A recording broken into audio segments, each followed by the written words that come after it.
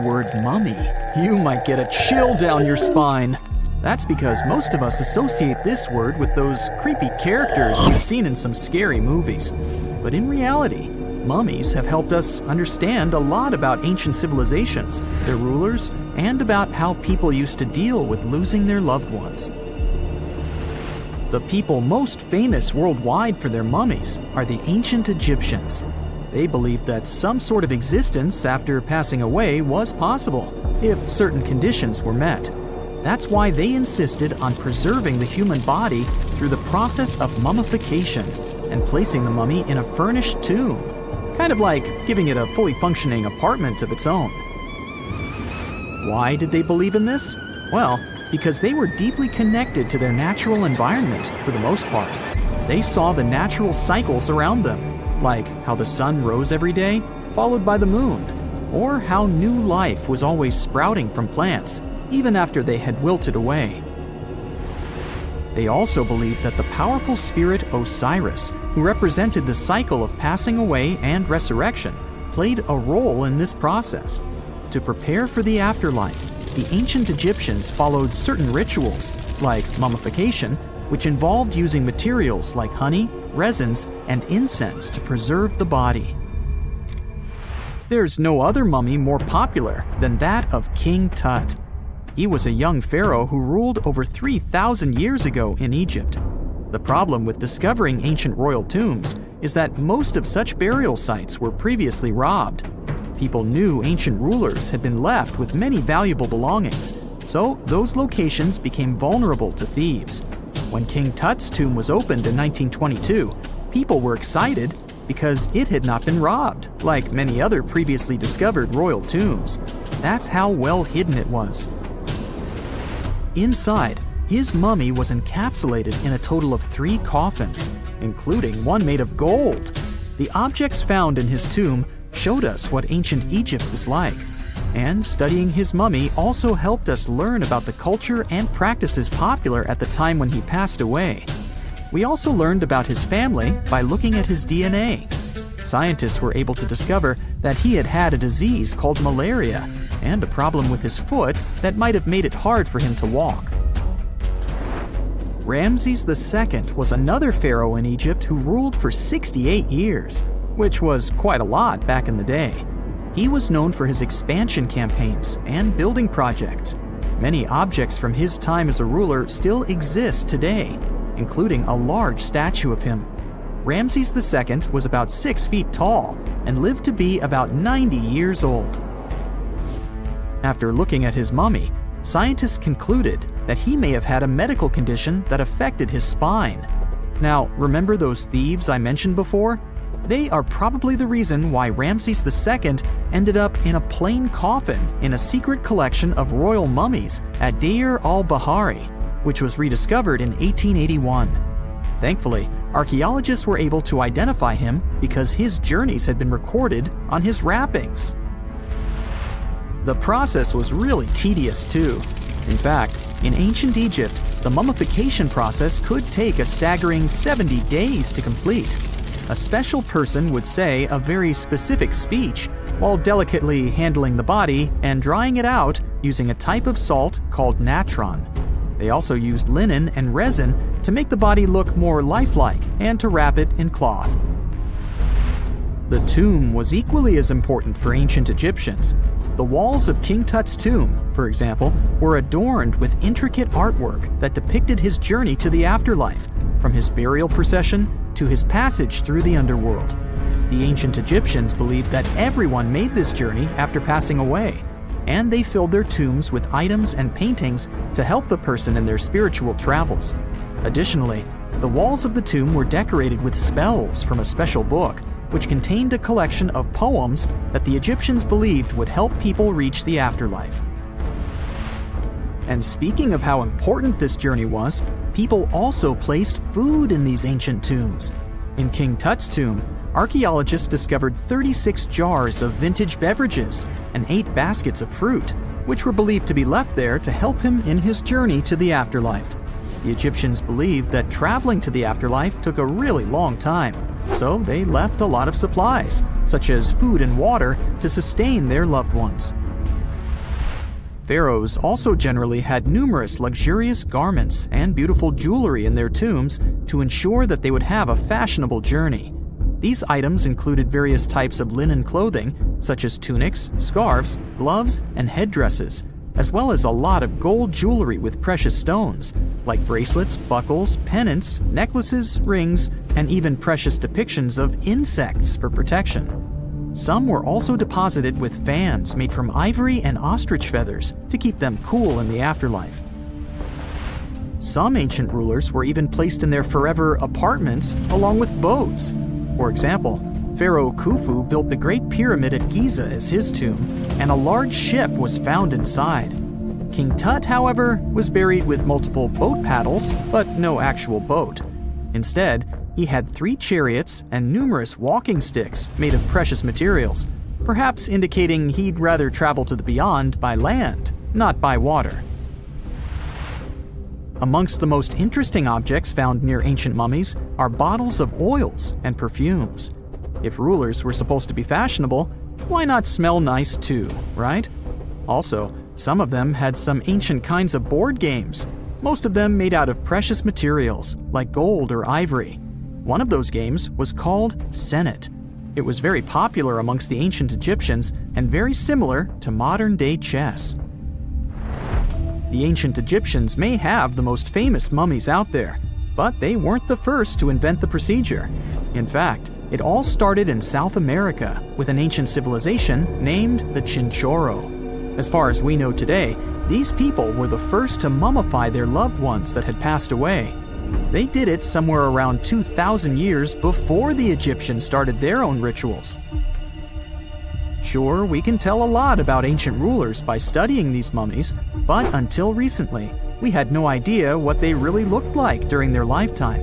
Not so long ago, though, some very special mummy paintings were found by archaeologists studying ancient Egyptian objects.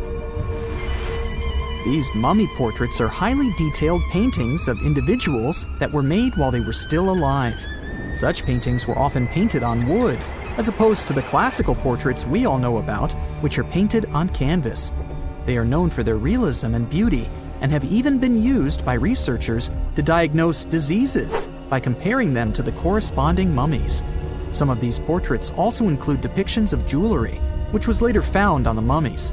The recent discovery of these mummy portraits in Central Egypt is significant, as it marks the first time in over a century that such paintings have been found. Mummies appeared all around the world naturally, too. Mummification can occur without people intervening because of natural conditions, like extremely cold or hot environments, places with a lack of oxygen, or accidental exposure to chemicals that preserve the body. These conditions don't allow bacteria to grow, resulting in the body remaining more or less intact. Famous Ötzi was one of these mummies. We know today he was a man who lived around 5,000 years ago in Europe. But upon his discovery in the Alps in 1991, Austrian authorities initially believed that he was a modern mountaineer because of how well preserved the body was. However, after the Iceman was removed from the glacier, it was determined that he was actually from the Copper Age. Egyptian archaeologists made an extraordinary discovery near Cairo just recently. Drumroll, please. The most ancient and most complete mummy yet discovered in the country. Yes, they were keeping it under wraps. The 4,300-year-old mummy was found in a group of tombs close to the Step Pyramid of Djoser, dating back to the Egyptian Old Kingdom. It was covered in layers of gold.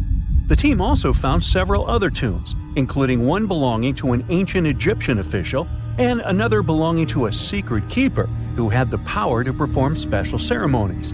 Another interesting tomb was that of a writer, which featured the largest statues ever found in the area. This vast burial site is also home to more than a dozen pyramids and resting grounds. Probably one of the most famous mummies in the world is that of Hatshepsut. She ruled Egypt like a boss for around 20 years, building all sorts of impressive buildings and creating new trade routes. But when archaeologist Howard Carter found her tomb in the Valley of the Kings, her sarcophagus was empty. However, Carter did find 2 coffins in another tomb, one of which belonged to Hatshepsut's wet nurse and the other to an unknown woman. In 2006, a team of specialists decided to investigate whether that mysterious lady was the queen herself. They found a molar tooth in a wooden box with Hatshepsut's name on it, and when they compared it to a gap in the mummy's mouth, it was a perfect match. Ramses II was a pretty impressive ruler, but it was his mummy that eventually made history. Now, we don't hear too much about his daddy. Okay, I'll stop. Ramses is considered to be the most powerful pharaoh in all of Egypt, as he reigned for a whopping 6 decades. He also lived to be over 90 years old. Now that's pretty amazing, considering the time he lived in. Ramses II supposedly had over 100 offspring too. Talk about a big family. When he passed away, his body was originally buried in the Valley of the Kings, but some sneaky guys tried to rob his tomb of all his treasures. Officials back in the day weren't having any of that though, so they moved his body to a secret location to keep it safe. Fast forward to the 1800s, and Ramses II's mummy was discovered along with a bunch of other rulers and important officials. But it wasn't in the best condition, so archaeologists flew it to Paris to get it, pampered. Problem was, he couldn't just be transported into another country. The only solution available was to give Ramses II his own passport. His occupation was listed as king, and the document even featured his photo. Most mummies aren't necessarily known for having the most hydrated skin. But that of an ancient woman, also known as Lady Di, proves otherwise. No, not that Lady Di. This wealthy lady from ancient times was discovered in an ornate tomb in 1971, and she looked fabulous, if we can say so about a mummy. Thanks to the special conditions in her tomb, like the moisture in the environment and the lack of oxygen, her body was almost perfectly preserved. Her skin was soft, her hair was on point, and she was still flexible. The museum that now proudly displays her mummy also shows a ton of fancy items that were buried with her, like dinnerware and musical instruments. Archaeologists investigated the mummy further and discovered that she passed away from a heart attack at around 50 years old. Even though it hasn't been around for over 2,000 years, Lady Di is still making history. The mummy of Ötzi the Iceman was discovered in the Alps in 1991. Austrian authorities initially thought he was a modern mountaineer because he was so well preserved. Turns out, he was actually from the Copper Age. He was found in a mountain pass over 10,000 feet above sea level. Through studying his mummy, we've learned so much about life in Copper Age Europe. For example, we know that he was a native of Central Europe and enjoyed eating meat. He also suffered from arthritis, narrowing arteries, and intestinal problems. But he likely used acupuncture and medicinal herbs to treat these conditions. And apparently, he was pretty handy with tools. He sharpened them just days before his untimely demise. Who knows if he was expecting trouble or just getting ready for some routine work. Now, King Tut and his story is most likely the one that made all mummies famous. This pharaoh passed away at the young age of 19, more than 3,000 years ago. But his mummy is still one of the most well-known in the world. When his tomb was opened in 1922, people went wild because it was still intact, unlike many other royal tombs. It had some seriously blinged-out coffins, including one made of solid gold. Not only did Tut's tomb give us a glimpse into ancient Egyptian history, but his mummy also taught us a lot about the time he lived in. DNA analysis helped identify his parents and revealed that the pharaoh had a rare bone disorder that might have made walking a bit tough. Now, Ginger is most likely one of the coolest mummies you'll ever hear about. He's like a time traveler from 5,000 years ago who's still looking fly with his golden hair and perfectly preserved nails. Ginger was discovered in Egypt and is believed to be the earliest known mummified body. Before people even knew about mummification, they used to place bodies in shallow graves in the hot, dry sand. And since the sand absorbed all the water, bacteria couldn't reproduce and the body was preserved naturally. Now, scientists are not sure if Ginger's preservation was intentional or not, but since he was buried with some pottery vessels, it's likely that whoever buried him knew some serious preservation techniques. If you want to meet Ginger in person, He's currently chilling at the British Museum. One Dutch art collector bought a statue from Asia and ended up finding a weird discovery. The statue contained a mummy hidden inside. Unfortunately, the body was too fragile to move, so they had to leave it there. The coolest part is that this mummy is over 1,000 years old and was on display for 200 years before being encased in the statue. When scientists did a CT scan, they found out that the mummy was filled with paper scraps covered in writings. Experts think he might have done this thing called self-mummification, which is a pretty intense process involving a special diet and tea that makes your body less prone to bacteria.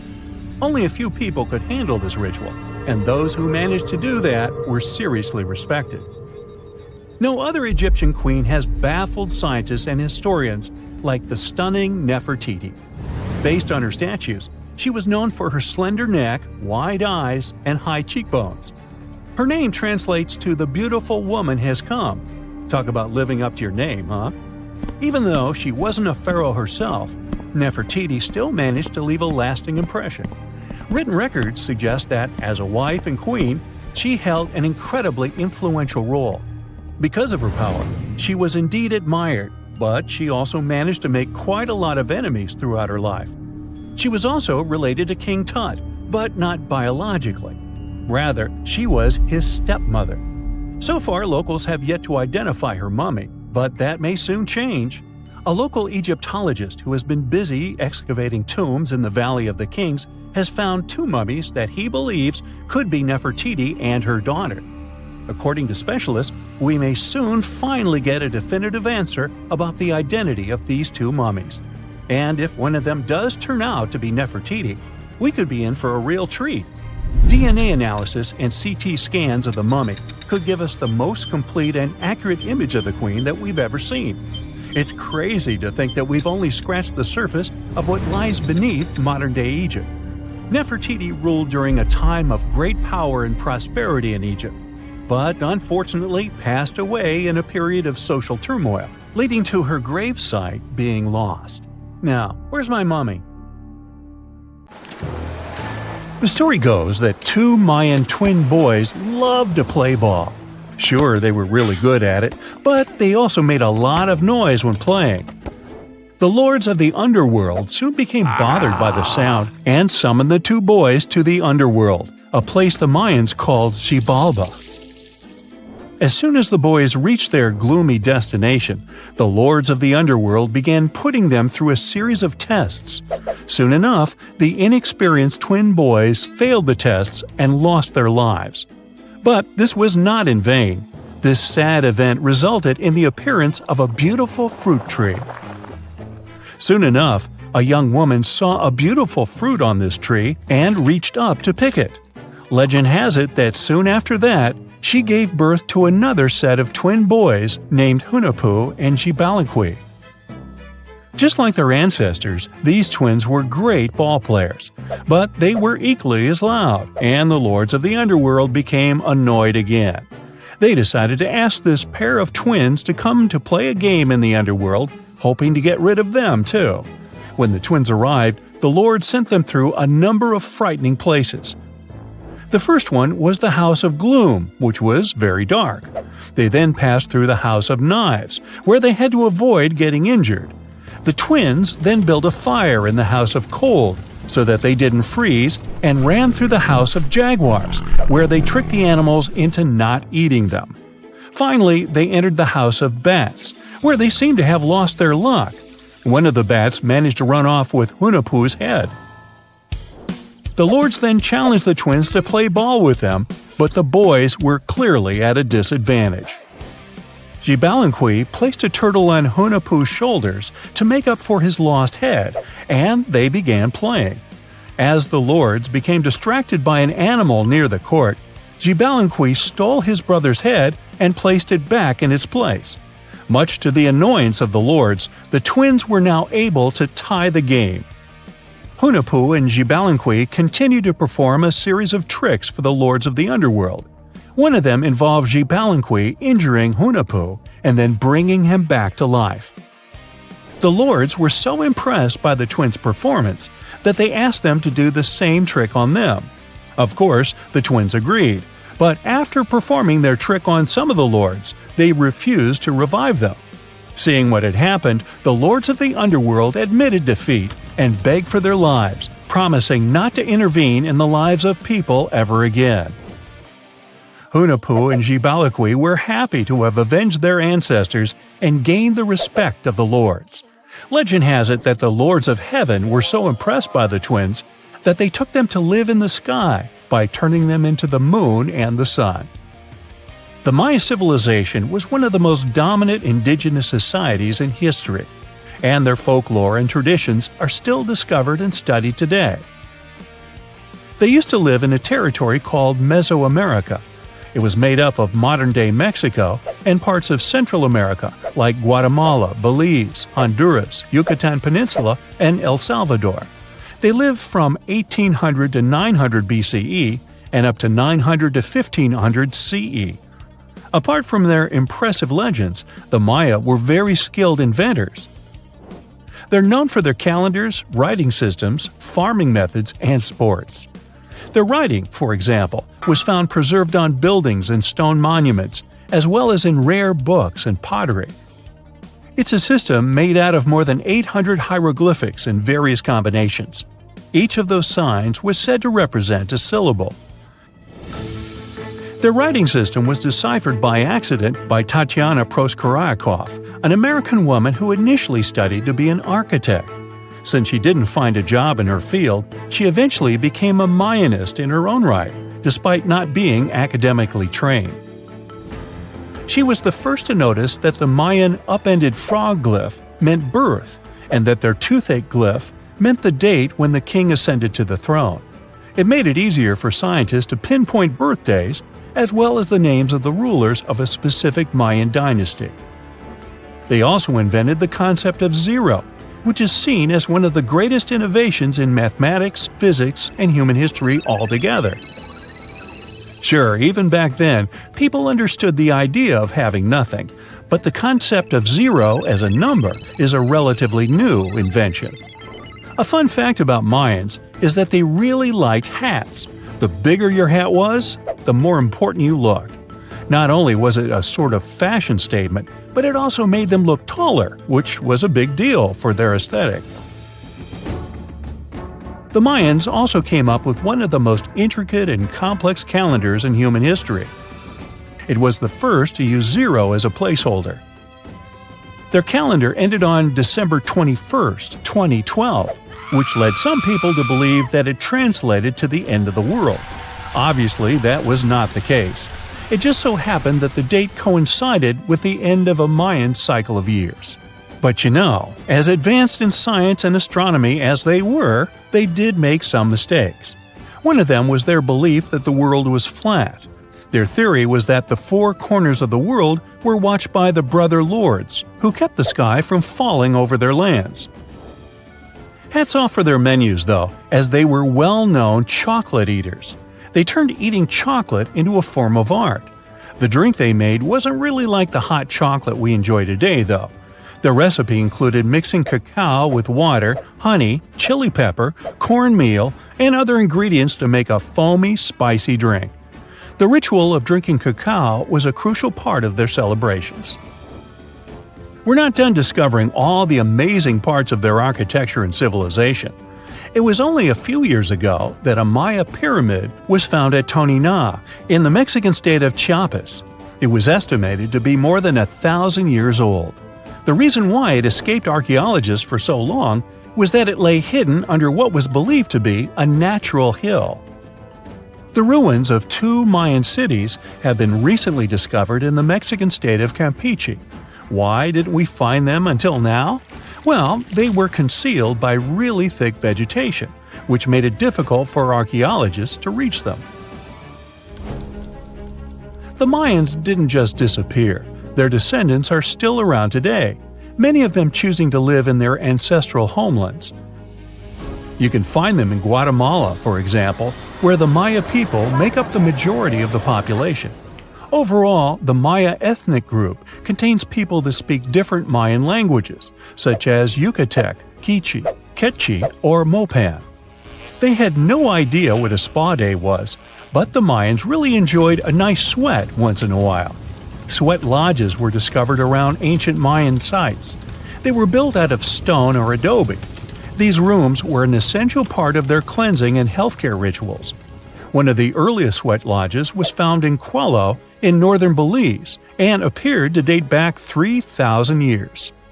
One of the most important parts of the Mayan culture was a ball game which they named Pix.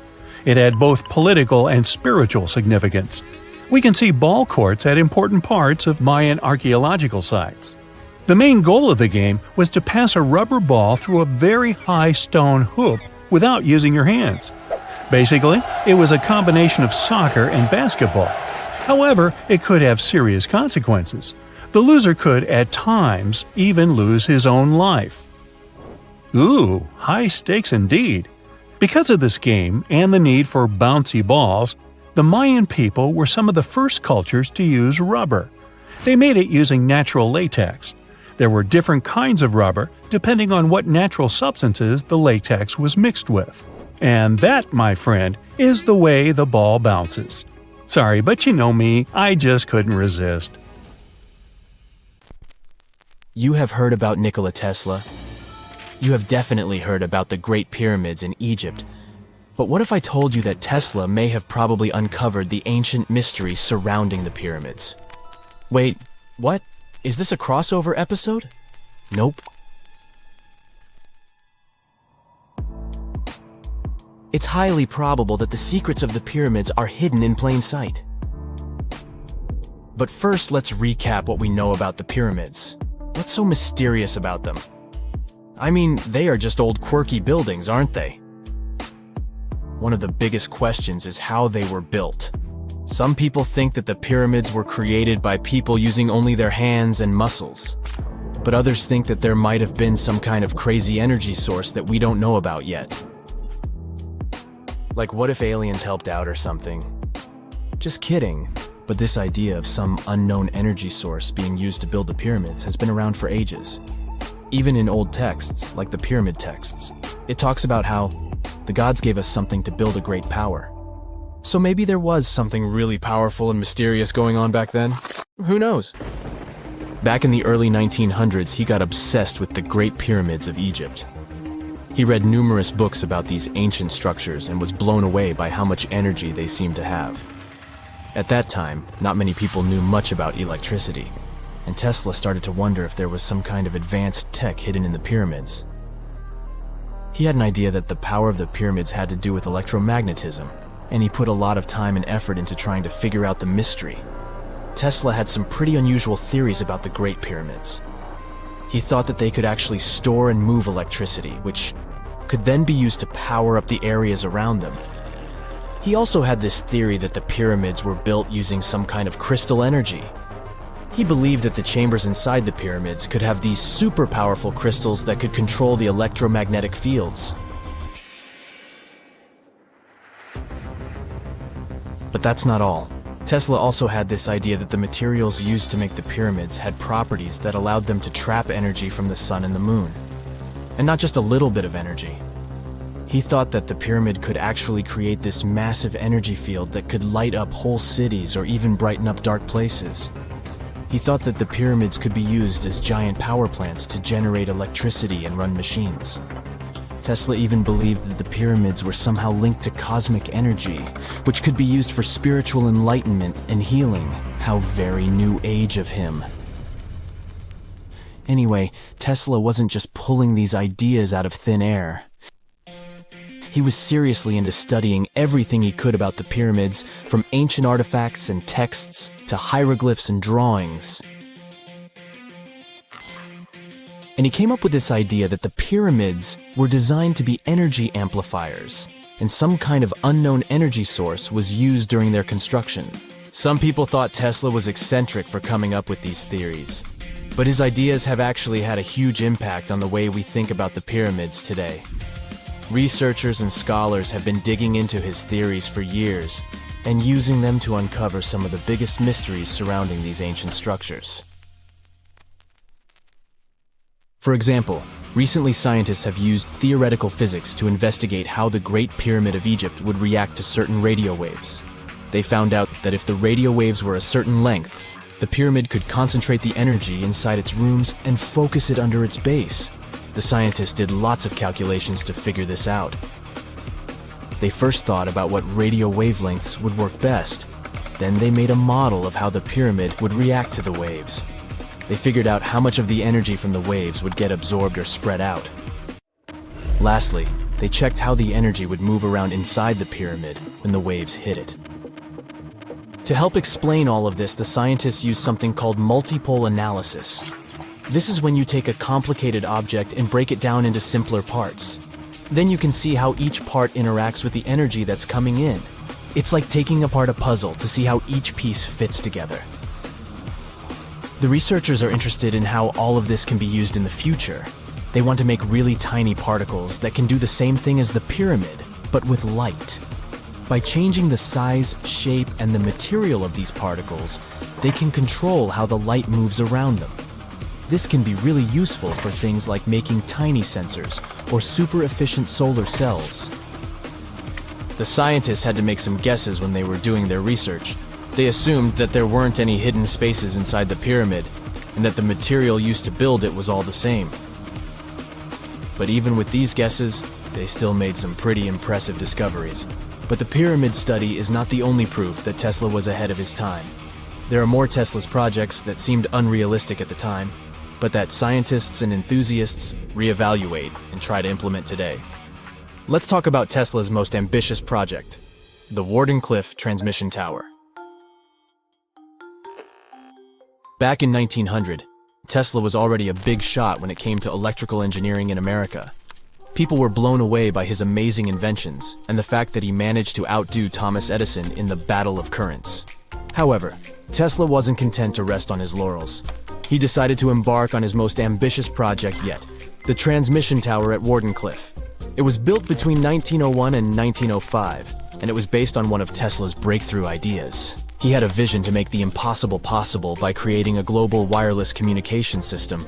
It would use Earth itself as a conductor, transmitting music, news, stock market reports, secured military communications, and even facsimile images. Does it sound familiar? Right, it sounds just like the internet that we use today, only without the use of any wires. But Tesla had a much bigger dream in mind, to transmit power wirelessly. He already proved that high-frequency signals could be sent without any wires using his Tesla coil transformers, and this sparked his obsession with wireless energy transmission. His vision was to not only transform the way we communicate, but also to find a way to transfer power currents globally by tapping into the Earth's natural energy. Tesla believed that there was an abundance of free energy all around us that could be used for humanity's benefit. In 1899, he conducted some top-secret experiments and got convinced that it was possible to transmit electrical power through the Earth's upper atmosphere.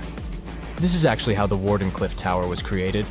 It was supposed to be the prototype station for a network of towers all over the globe that would provide the whole world with wireless energy. Unfortunately, Tesla didn't have the resources or the patience of his investors to bring this project to fruition. It ran into all sorts of financial problems and roadblocks, and in 1917, the unfinished tower was finally torn down for scrap metal to pay off Tesla's mounting debts. Now it remains a sad reminder that even the greatest minds can sometimes fall short of their dreams. The original red brick laboratory, however, is still there, and it is the only Tesla lab that has survived.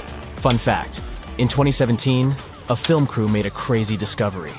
They used ground-penetrating radar to explore the area around Wardenclyffe, and they found a whole series of tunnels stretching for hundreds of feet underneath the site.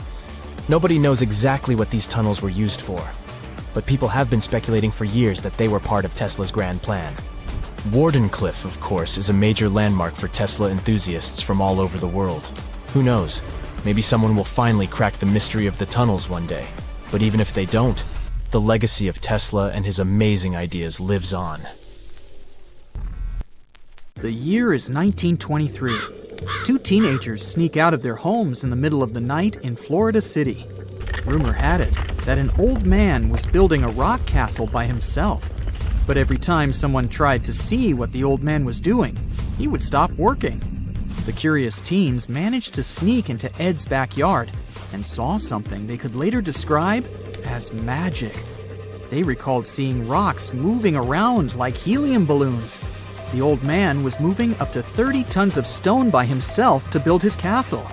Even if he didn't allow anyone to see him working, he would proudly talk about it around the town. But whenever people asked how he was building a stone castle all on his own, he simply answered, "I cracked the secret of the pyramids."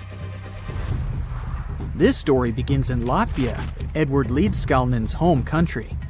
Edward was born in a small village on January 12, 1887. He was born in a family of stonemasons, which is probably where he learned ancient techniques of building. However, he grew up as a sickly boy, which meant he could never carry much weight or undergo heavy physical activity. At the age of 26, an unfortunate turn of events determined Ed's fate. The love of his life broke off their engagement, and heartbroken Ed decided to move to the United States. He lived in a couple of American states before finally moving to Florida, where his life's adventure started. Ed spent years searching for the right spot of land to build his dream house. He always rejected good farmland. When people wondered why, he only smiled. Finally, when he bought land of his own, it was deemed terrible by his close friends. The soil was bedrock. He could neither plow nor farm it, but it seemed perfect for what he was seeking to build. Ed's close friends would often describe him as eccentric. When asked why he wanted to build a house, he would only say, "It's for my sweet 16. Someday she's coming back." Then, he'd change the topic of the conversation. It took Ed about 30 years to finish Coral Castle, and he did it all by himself. He would only work under the cloak of night and never let anyone see what he was doing. The completed Coral Castle embodies a number of unsolved mysteries. If you were to visit the site back then, you'd have to go through a 9-ton, 8-foot-tall revolving gate door that even a kid could push with just one finger. Ed was so proud of this door that he originally named the site Rock Gate Park. It was renamed Coral Castle only much later, after Ed's passing. Once inside, visitors would access the incredible wonders of Ed's constructions: towers, mystic symbols, furniture, and swing sets, all made entirely of monolithic blocks of stone. The stones are set on top of each other, using only their weight to keep them together. And believe it or not, the entire park gathers around 1,100 tons of stone. Today, if you visit Ed's living quarters, you'll even see the simple instruments he used to construct all of this: chisels, hammers, ropes, and pulleys. The type of work he did is difficult even with modern-day equipment, let alone without it. Coral Castle's main mystery lies in how Ed managed to do it. The only photograph of Ed Leedskalnin at work shows a simple leverage structure of a chain hoist attached to a wooden tripod. The tripod was made of old telephone poles with a small wooden box on top. What was in the box is, of course, a mystery. Unfortunately, he took his secrets with him, not sharing the truth of his work with anyone else. Yet, not all is lost, as there are many theories and speculation surrounding what could have happened there. One theory says that there is a harmonic grid inside the Earth's surface, something that would create anti-gravity spots around the globe. It's believed that Coral Castle was built in such a spot. This could explain why it took Ed so long to find land that pleased him. Maybe what he was looking for was a place that allowed him to experiment with anti-gravity forces. Yet, whenever Ed talked about his work, he would say he understood the laws of weight and leverage, and, sure thing, that he had cracked the secret of the pyramid builders. And what secret is that, you might ask? According to Ed himself, it has to do with magnetism. He even published a pamphlet called Magnetic Current. There, he explains that every object has magnetic particles inside of them. A person just needs to understand where they are located inside such objects. This way, objects can be lifted and moved around without much effort, just like moving something heavy underwater. Researchers say that if we assume Ed Lietskalnin and the pyramid builders used the same technique, then it would only have taken 4,700 workers to build the Great Pyramid of Giza, instead of the 20,000 to 100,000 that is currently estimated. But this story just keeps on getting more and more mysterious. In the late 1920s, Ed was finishing the construction of Coral Castle in Florida City. Rumors about his work had spread around town. People said Ed was hiding a stash of money somewhere in his living quarters. One night, a group of men waited until Ed was alone and broke into the castle to rob him. They couldn't find the money and, luckily, didn't harm Ed. But in the following days, he decided that it was best he moved out of that land. Of course, he took more than his toothbrush along with him. Ed decided to move the entire Coral Castle to another land, 10 kilometers away from where he had built the park. Legend says he hired a truck driver and asked him to swear secrecy about what Ed intended to do. He asked the driver to look away while Ed loaded the truck by himself, moving all of the rocks without any help. With the truck loaded, Ed and his castle moved to Homestead, Florida, where the park is located until this day. In 1986, a group of engineers from Florida University was called to try to fix the park's gate entrance, the 9-ton revolving door that Ed was so proud of. They arrived with plenty of modern-day equipment, including a 20-ton crane. When the engineers took the door down, they noticed that Ed had used a strange circular stone at the bottom of the revolving door. The engineers couldn't understand how this frisbee-sized rock could withstand 9 tons of weight without breaking into pieces. They sent the rock to the geology department at the University of Florida, but the geologists simply returned the rock, saying they couldn't find a match of this rock in their databases. They couldn't determine its origin. The engineers put the 9-ton gate back into place, trying to use other techniques. At first, it didn't work without the base rock Ed had originally used.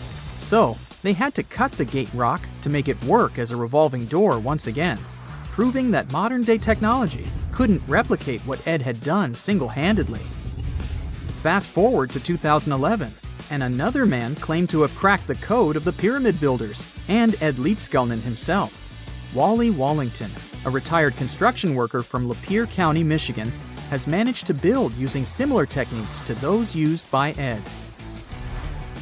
Wallington is known for having built his personal Stonehenge in Michigan. He is said to have used simple machines, such as levers and counterweights, moving around multi-thousand-pound concrete blocks. Unlike Ed, Wallington has shared his techniques with the public. Multiple videos are showing the clever engineering he built from very simple materials. It sure is impressive. The man has moved his entire barn into another property just with the help of simple tools. However, there is no way to prove that these were the same techniques used to build Coral Castle. To this day, the secrets of Coral Castle haven't been unraveled. But hey, we can always keep trying to solve it. Whenever you hear about ancient ruins, you almost never picture them being suspended somewhere, or just randomly hanging on the branch of a tree, right?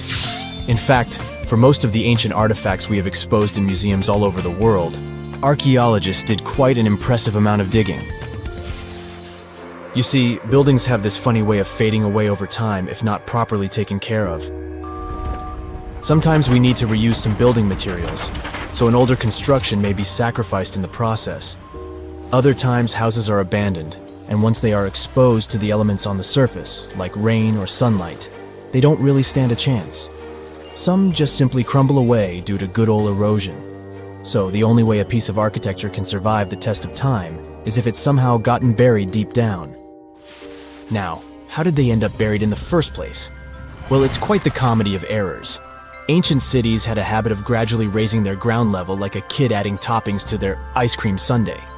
You see, these settlements were always busy collecting food and building materials to keep up with their ever-growing population. But hey, who has time to deal with waste and rubbish? It wasn't exactly high on their to-do list back in the day. So when it came to building new houses, Ancient civilizations found it much easier to save their sweat and tears by piling up the rubble and constructing right on top. But that's not all. Rivers would also occasionally flood and deposit a layer of sediment on the city floors, further encapsulating those ancient constructions.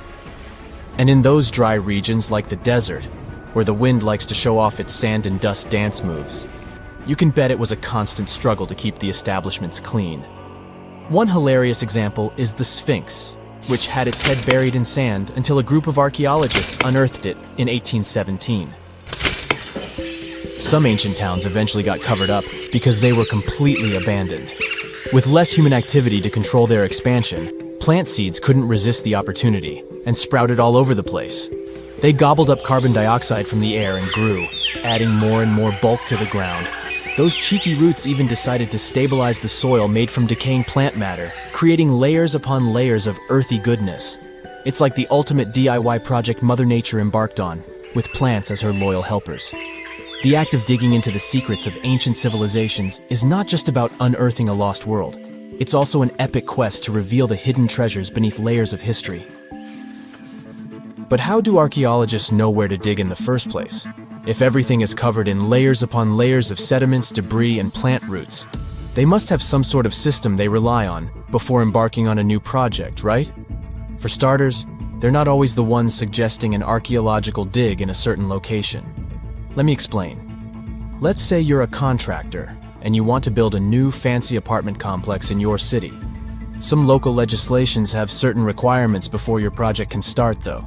For instance, before anyone starts building on a piece of land, they might need to bring in specialists to check the soil. These clever folks can be archaeologists, geologists, or paleontologists, and they need to keep an eye on things during development. If any artifacts or ecofacts, fancy word for organic remnants, are discovered, these experts swoop in to excavate and study them. But what about sites that have nothing to do with bulldozers and yellow hats? Archaeologists have more than one trick up their sleeves when it comes to locating ancient hotspots. They dive deep into historic records with a healthy dose of detective work. By sniffing out old documents and maps, they can piece together the puzzle of human activity in a specific area. If a site has been visited before, it's even better. Finding records of past excavations or historical accounts can give archaeologists lots of information on where to continue their treasure hunt. Before archaeologists start swinging their shovels, they engage in a bit of a visual scan mission. Armed with a grid system, they'll stroll around the site, keeping their eyes peeled for any artifacts that might be hiding just beneath the Earth's upper layer. From groundstone tools to historic glass and even ancient garbage dumps, yes, they're also valuable. These keen-eyed explorers can spot signs of human activity faster than most people. If they stumble upon midden soil, fancy term for a garbage dump, they know for sure that humans once called this place home. Archaeologists don't just rely on their trusty shovels, though. They have an arsenal of gadgets to aid in their search for hidden wonders. Geophysical tools are like their secret weapons. Take the resistivity meter, for example. This clever contraption measures the electrical component of the soil and any buried features or artifacts. A buried wall, for instance, will create a different resistivity reading than the surrounding soil.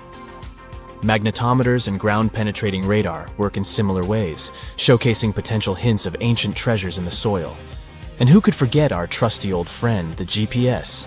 It helps archaeologists map out precise locations, like a high-tech treasure map, leading them straight to their pot of gold. Care to virtually visit some of the most important archaeological sites in the world? Well, follow me. In the United Kingdom, for instance, you'll find this interesting place called Stonehenge. It's one of many henges scattered around, but this one really takes the cake. Picture this: massive ancient stones standing tall and proud, arranged in a funky outer ring and an inner horseshoe, with some smaller stones thrown in for good measure. And guess what? These amazing stones have been around for over 5,000 years. Talk about a serious case of rock-solid longevity. Now, here's where it gets interesting. According to local folklore, the legendary wizard Merlin whipped out his magic wand and poof! He teleported these massive stones all the way from Ireland. Apparently some giants had assembled them there, but Merlin decided they would look much better at their new location. Others think it's just the ruined remains of an old Roman spiritual edifice. These amazing structures were built by our Bronze Age ancestors. With their simple tools and limited tech, they managed to create this monumental masterpiece.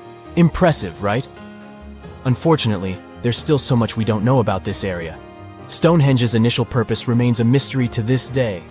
Sure, there are lots of theories, but scientists have yet to agree on the subject. However, we do know that it's perfectly aligned to catch the sunrise during the summer and winter solstices. The ancient city of Pompeii is an equally amazing archaeological site. Picture this. Mount Vesuvius, a notorious troublemaker, decided to throw a volcanic tantrum and completely covered this ancient Roman city. It turned it into a time capsule, located outside present-day Naples in Italy. Fast forward to the year 1748, when a bunch of adventurous explorers stumbled upon Pompeii. Lo and behold, they discovered a treasure trove of well-preserved goodies: streets, houses, food. Probably a bit stale by then.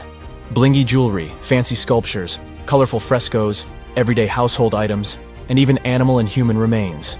It was like an epic archaeological party. From the looks of it, Pompeii had it all. Fancy houses and villas, a massive 20,000-seat arena, cute little artisan shops, hangouts like taverns. And let's not forget the saucy spots like those luxurious bathhouses for some intense pampering. There's also the Sanctuary of Apollo, where people used to gather for their daily dose of worship. And of course, the bustling heart of the city, the Forum of Pompeii, where all the cool people used to hang out. And guess what? Pompeii is so cool that it made it to UNESCO's World Heritage List back in 1997. That's like the ultimate Hall of Fame for historical awesomeness. It also includes many other famous buildings and sites, like the Taj Mahal in India and the Acropolis of Athens in Greece. A gruesome discovery took place in Egypt some years ago. You want to hear about it? 16 human hands, carefully buried in 4 eerie pits. They didn't look too much like human hands at first, since they were abnormally large, but they were. Weirdly, there were only right hands. No left hands were in sight. It turned out that it points to the practice of an ancient dark ritual. Old Egyptian art and tales talked of a ceremony where warriors would present the right hand of their adversaries as proof of victory and ask for gold in return. Egyptians believed in the afterlife, so cutting off someone's hand meant you cut off their power eternally. Guaranteeing this type of defeat was interesting to the winning party. Here, the fight was between Egyptians versus Hyksos, who lived in what was once known as Canaan. Egypt has always been the center of some history-changing findings, and some time ago, this papyrus was found. If we stretched it open, it would be just a tad bigger than the height of a skyscraper. The world's tiniest skyscraper, which is located in Wichita Falls, Texas. When humans didn't write on their notes app, they wrote on this thing, made from the medulla of a papyrus plant. Around 2,000 years ago, ancient Egyptians wrote something reminiscent of a book where they describe most of their funerary traditions and their visions of the afterlife. It's considered one of the most important texts from ancient Egypt and is still sold in bookstores to this day. This ancient manuscript was unearthed from a chamber located just south of the Pyramid of Djoser, located in Saqqara. Oh yes, Djoser is the oldest pyramid in Egypt and not the Giza pyramids like most people think. So recently, the site of Saqqara buzzed with excited archaeologists who probably found one of Egypt's oldest complete mummies. They believe that this beautiful and well-preserved mummy was that of a wealthy man. He was discovered in a deep shaft, covered in layers of gold leaves. There are many symbols that show he was an important and wealthy man, like the band he wore on his head, the bracelet on his chest, and the fact that he was embalmed with a tunic, which was reserved for Egypt's finest. The most exciting part of the entire discovery was finding the resting place sealed with mortar, just as the ancient Egyptians had left it 4,300 years ago. Now this may sound weird, but back in 2008, archaeologists discovered a missing pyramid. Now it went missing because it deteriorated over the span of 4,000 years. Today, you can only see its base. It was a pretty important site back in ancient times. It is said that around the area of the pyramid, the ancients hosted a special type of ceremony where high priests would carry mummified remains of sacred bulls. Now here's a fun fact. Ancient Egyptians believed that Apis bulls were earthly incarnations of the city deity of Memphis and was connected to rites of fertility. It wasn't just any Apis bull, though. They needed to be all black, with a single white mark between its horns and a bunch of very specific characteristics. They were selected by the local priests and honored until they passed away. After that, they were mummified and buried in underground galleries. Meanwhile, this missing pyramid sort of disappeared around the 1800s. It was a German archaeologist who first found it in the village of Saqqara. He called it the Headless Pyramid when he first found it. But then, years after the official discovery, the desert sand came along and covered the whole thing. There were some excavations between the 19th and 20th centuries, but they weren't too systematic. That's why scientists were so thrilled when they dug an entire pyramid's base after removing the 25-foot mound of sand that was covering it. Oh, and it turns out American archaeologists are excavating a cemetery in Egypt that could contain over 1 million mummified bodies. So far, archaeologists have dug around 1,700 mummies. One of the main differences from other classic Egyptian mummies is that these people weren't kings and pharaohs. They were commoners that most likely lived about 1,500 years ago, when Egypt was controlled by the Roman and Byzantine empires. The name of the cemetery is cool, though, the Way of the Water Buffalo, just in case you want to check it out on your next trip. Other than bulls and buffaloes, ancient Egyptians also liked baboons. Are you seeing a pattern here? In the beginning of the 20th century, archaeologists discovered a site filled with mummified baboons in a place called, guess what? The Valley of Monkeys. An animal wouldn't have been mummified if it wasn't considered important. Certain animals were more important than others, since they were linked to specific deities. Jackals were connected to Anubis, the ancient god of the afterlife, and cats were likened to the female deity Bastet. Baboons were a pretty big deal, since they were believed to be connected to Thoth, the deity of wisdom and advisor to Ra, one of Egypt's supreme deities. The archaeologists who studied these animals weren't too happy. They think these baboons were kept inside and were deprived of sunlight for most of their lives. They had extreme vitamin D deficiencies and they were poorly fed. Maybe Thoth got angry with these baboon keepers. Just a guess. Since there's never a boring day for archaeologists in Egypt, they also found human mummies with golden tongues. Since Egyptians were all about the afterlife, they believed that golden tongues might help a person speak once they pass to the other side. I mean, it's a long shot, but hey, why not? Some of these mummies were placed in wooden coffins with goods, such as necklaces, pottery, golden artifacts in the shape of lotus flowers and scarab beetles, and iPhones. Just kidding. A new temple was also unearthed recently in Egypt. Scientists believe it was dedicated to honor Zeus Cassios. That deity would be a cross between Zeus, the almighty Greek deity of the sky, and Mount Cassios. While digging around the Sinai Peninsula in Egypt, archaeologists spotted 2 pink granite columns poking out of the ground, and bingo. They believe these columns represented the temple's front gate and collapsed during an earthquake many years ago. And speaking of deities, there weren't only super serious deities. Recently, scientists unearthed a golden ring in a city south of Cairo. No, Frodo, it's not magical. It was a normal gold ring, but it had the depiction of the deity of fun, officially named Bes. This deity is often described in sacred texts as a happy, chubby dwarf. Today, many tattoos we get are sorta deprived of any sense and are made of aesthetic purposes only. In ancient Egypt, though, women would get tattoos as a token of protection for childbirth. That's what scientists think, at least. Around the Nile region, scientists found some mummies that had well-preserved tattoos, which is a rarity since the skin deteriorates so easily. 2 of these women tattooed their lower backs, and the drawings were simple. They were mostly pictures, including that same chubby dwarf we just talked about, Bes. He also had a side hustle as the protector of women during childbirth. Now, would you believe me if I told you ancient Egyptians invented robots? No?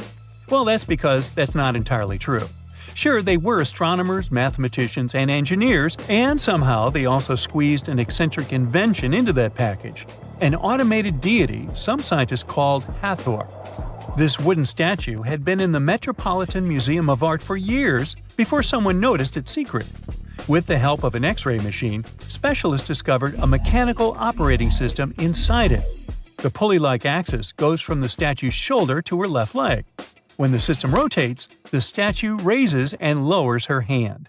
Hey, pick me! Pick me! I got my hand up! There are countless doors all over the world that haven't been opened for decades, and even centuries. The question is why? It seems that nowadays you can open any door you want. The truth is that some doors were sealed for a grave reason. And so far, nobody has found out what treasures and mysteries they hide. Here are 4 doors that keep their secrets all too well. The Taj Mahal. First up, we've got the Taj Mahal in India, one of the most romantic places in the world. Shah Jahan commissioned it in 1631 and dedicated it to his 3rd wife, who he loved like crazy. They were married for 19 years and had a whopping 14 kids together. But unfortunately, she passed away while giving birth to their last baby. Shah Jahan was heartbroken and decided to build an epic tomb to remember her by. The construction took a whopping 20 years to finish. The building has quite an interesting layout. The design is super unusual with these 4 massive 130-foot tall minarets that stand on the corners of a huge platform. They're not just there for looks. Back in the 17th century, architects were having some serious issues with buildings collapsing under their own weight. So, the chief architect of the Taj Mahal made sure to place those minarets as far away from the tomb as possible. And he even tilted them in a way so that if they did fall, they wouldn't wreck the rest of the Taj Mahal. Talk about planning ahead. The Taj Mahal is hiding some crazy secrets. There are sealed rooms all over the place that nobody is allowed to enter. And if you check out photos of the building from the riverside, you can spot 2 basements. But guess what? They're sealed up too. Nobody knows what's inside or why they've been locked up since the time of Shah Jahan. Apparently, there's a good reason why those rooms are off limits. Some researchers think that they were built using marble, which turns into a different substance called calcium carbonate if it's exposed to carbon dioxide. And when that happens, little bits of marble start chipping off like crazy. To make matters worse, there's no air flowing into these rooms. That means that if too much CO2 builds up in the basement, the 4 minarets could collapse. But wait, there's more. Some people think that the body of Shah Jahan's wife can be found in one of these sealed-up rooms in pristine condition. Why not? Who knows what the mysterious rooms might keep? The Great Sphinx of Giza. The Great Sphinx of Giza is shrouded in mystery. It's not just the largest monolith statue in the world, but it's also a hybrid creature with a woman's head and a lion's body that originates from Egyptian and Greek mythology. It's also very ancient. It's estimated to be around 4,500 years old. The construction of this marvel took about 3 years and required 100 workers, who were not slaves and were treated with delicacies like sheep and goat meat. It is also thought that it used to be much more massive than it is now. Archaeologists found huge stone blocks and abandoned toolkits near the site. However, the real secrets of the Sphinx lie underground, near its paws. A group of scientists used a seismograph to detect 2 hidden chambers beneath the Sphinx's paws. Some people think that these rooms might be the legendary Hall of Records, which holds ancient scrolls revealing the secrets of the universe. I mean, that's way cooler than any library I've ever been to. Rumor has it that the Egyptians even had info on Atlantis stashed down there, which is like a super old version of a conspiracy theory. Unfortunately, we can't go on an adventure to check it out just yet. The chambers presumably have 2 entrances, but both remain sealed. The researchers haven't yet received the green light to check out their theory. Let's hope they won't keep us in suspense forever. Sri Padmanabhaswamy Temple. This temple is located in the beautiful state of Kerala in India. This temple is famous for more than just its breathtaking beauty. Underneath the temple there are 6 vaults, creatively named A, B, C, D, E, and F. The enormous iron doors to these chambers add to the mystery of what's behind them. A few years back, the authorities decided to open these vaults to the world, but it wasn't an easy task. You can't just open the doors and enter the vaults. It required a lot of work. It took them a while, but finally, in 2011, they opened 5 of the 6 chambers. And guess what they found? Tons of treasure. Bags of gold, precious gemstones, and priceless diamond jewelry. The estimated worth of everything found in the vaults is a whopping $1 trillion. It's like the temple was the real-life inspiration for Aladdin's Cave of Wonders. But wait, I said 5 of the 6. What happened to the last one? Vault B has remained closed, but not for lack of trying. They simply didn't manage to open it. There is even a belief that it's fatally cursed. Legend says that only a saint or sage can break the curse by chanting a specific mantra. But no one has been able to do this yet, presumably because we don't have saints or sages at our disposal. There is also rumor that in the 30s some temple invaders tried to enter Vault B to do some good old looting. But they never reached their target. Apparently terrible snakes materialized out of nowhere and chased the gang away. But of course, this is just an urban legend, and there is not proof of that. However, it is said that the Auditor General dealing with the temple claimed that Vault B had been opened at least 7 times since 1990, and nothing bad happened to anyone who entered. Who knows? Maybe we should send Indiana Jones to check it out. The First Emperor's Tomb. Deep under a hill, completely undisturbed and surrounded by dangerous traps, lies an ancient 2,000-year-old tomb. It belongs to Chinchorro, the first emperor of China. He was born in the Qin state and became king when he was just a boy. But when he grew up and gained full power, he united the warring states ancient China was divided into by conquering them. After that, he created the Qin dynasty. When he died in 210 BCE, they buried him deep underground in a massive tomb. And when I say massive, I mean massive! Back in 1974, some farmers in Xi'an, China, stumbled upon something strange while digging a well, a huge terracotta soldier. This discovery led to an extensive archaeological dig that has continued for over 40 years, revealing a collection of thousands of clay soldiers. The unique thing about these soldiers is that each one has its own unique features, from hairstyles to facial expressions. It's believed that there could be up to 8,000 of these soldiers, but only 2,000 have been found so far. Interestingly, the central tomb, which is believed to be the resting place of the emperor, is still untouched. In ancient records, there are references to a vast underground city that the emperor built, complete with scenic towers, palaces, and whatnot. Sima Qian, a Han Dynasty historian, wrote that the tomb was adorned with treasures and had space for hundreds of officials, but the lack of technology to properly examine the site is what's holding things up. Chinchorro was surrounded by liquid mercury in his tomb, with 2 of the streams representing the major rivers of China, Yellow River and Yangtze. The ancient Chinese believed that mercury could provide immortality, but it could have also caused the emperor's death since he regularly took mercury pills to prolong his life. The dangerous levels of mercury contamination in the soil near the tomb are the main reason why scientists are reluctant to explore it. It could be very dangerous both for people and for the environment. Now, if I had to choose which door to open, I'd probably go for the one that doesn't lead to a tomb surrounded by poisonous mercury. Call me crazy, but I'd like to avoid any potential health hazards.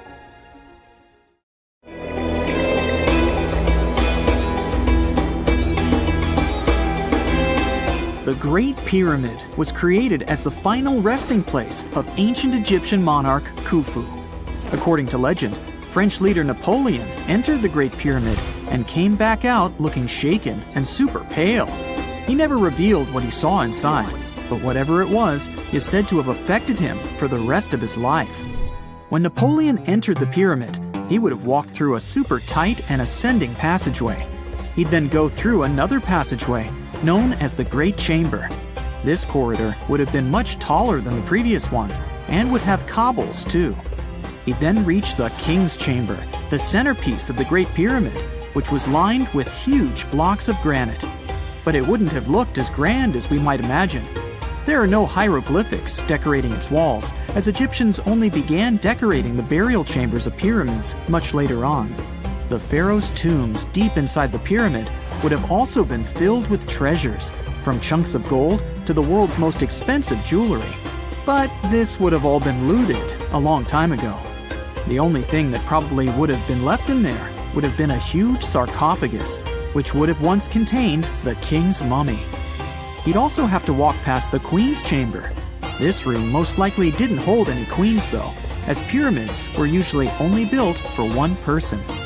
There are mysterious tunnels leading from here.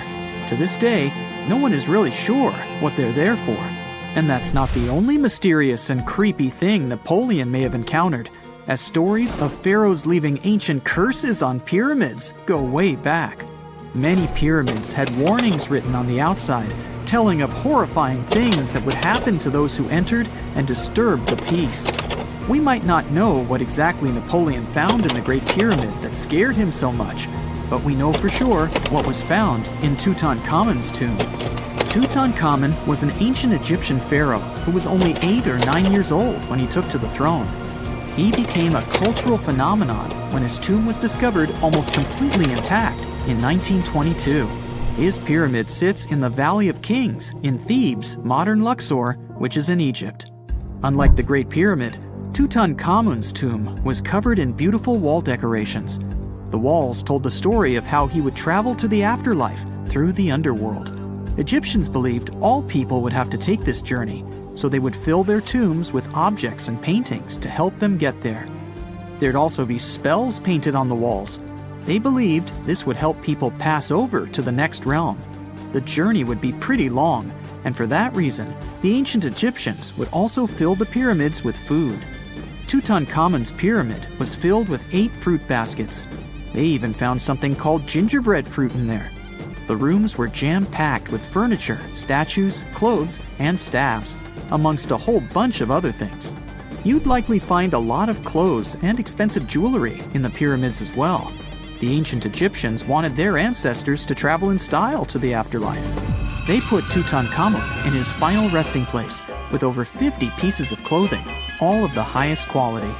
There were tunics, scarves, gloves, and headdresses, and a ton of jewelry. Bracelets, pendants, necklaces, rings, and scarabs for protection were all found inside. Each of them was made of gold or precious stones. There were also fans made of ostrich feathers to keep the old pharaoh cool in the hot Egyptian sun. But the temperature inside the pyramids never actually went above 68 degrees Fahrenheit. The ancient Egyptians developed a super cool air conditioning system that we don't fully understand even today. Tutankhamun's pyramid also contained 130 walking sticks made from ebony, ivory, silver, and gold to help him on his journey. There were 3 chariots hidden away in case he got tired of all the walking. They also put 11 boat paddles inside, but there was no sign of any boat. The pyramids would be littered with the pharaoh's favorite scents and perfumes. During the excavation of Tutankhamun's pyramid, it quickly became clear that it had been robbed during ancient times. There was damage to doors and traces of oils left in empty jars. It looks like someone raided the pyramid for gold and the scents, perfumes, and oils that had been left for King Tut. There was still a bit of perfume, which was made from coconut oil and frankincense, left in one bottle. It seems like Pharaoh Tutankhamun loved board games.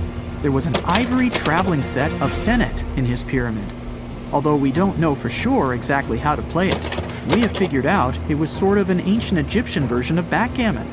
It looks like it was a 2-player game where the goal was to knock your opponent off the board. Not really sure who Tutankhamun's mummy was supposed to play with, though. The ancient Egyptians had some rituals that may seem pretty strange to us. For example, they used to shave their eyebrows off if they ever lost a cat. So it's not too surprising they put some really weird things inside pyramids. Archaeologists discovered a collection of mummified cats and scarab beetles in pyramids that date back more than 4,000 years. They were found in the pyramids of Saqqara, which is south of Cairo. They also found a bunch of makeup kits and mirrors inside. Makeup was worn proudly by both men and women in ancient Egyptian times. Eyeliner was the most popular cosmetic. The Rosetta Stone was one of the best discoveries ever made in pyramids. It was found by our man Napoleon Bonaparte and his team. It's a black granite rock that dates back to 196 BCE. It's transcribed in Greek, Demotic, and hieroglyphic. When it was translated in 1822, we got the key to understanding ancient Egyptian hieroglyphics for the very first time. The discovery of Queen Hatshepsut's mummy in 1903 changed our understanding of the Egyptians forever. After she had passed away, Her successor, Thutmose III, removed most of the evidence of her reign, so we basically knew nothing about Egypt's first great female leader. She's now gone on to become one of the few and most famous female pharaohs of Egypt.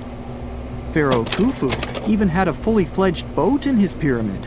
Archaeologists uncovered more than 1,200 pieces of a giant boat near the Great Pyramid at Giza.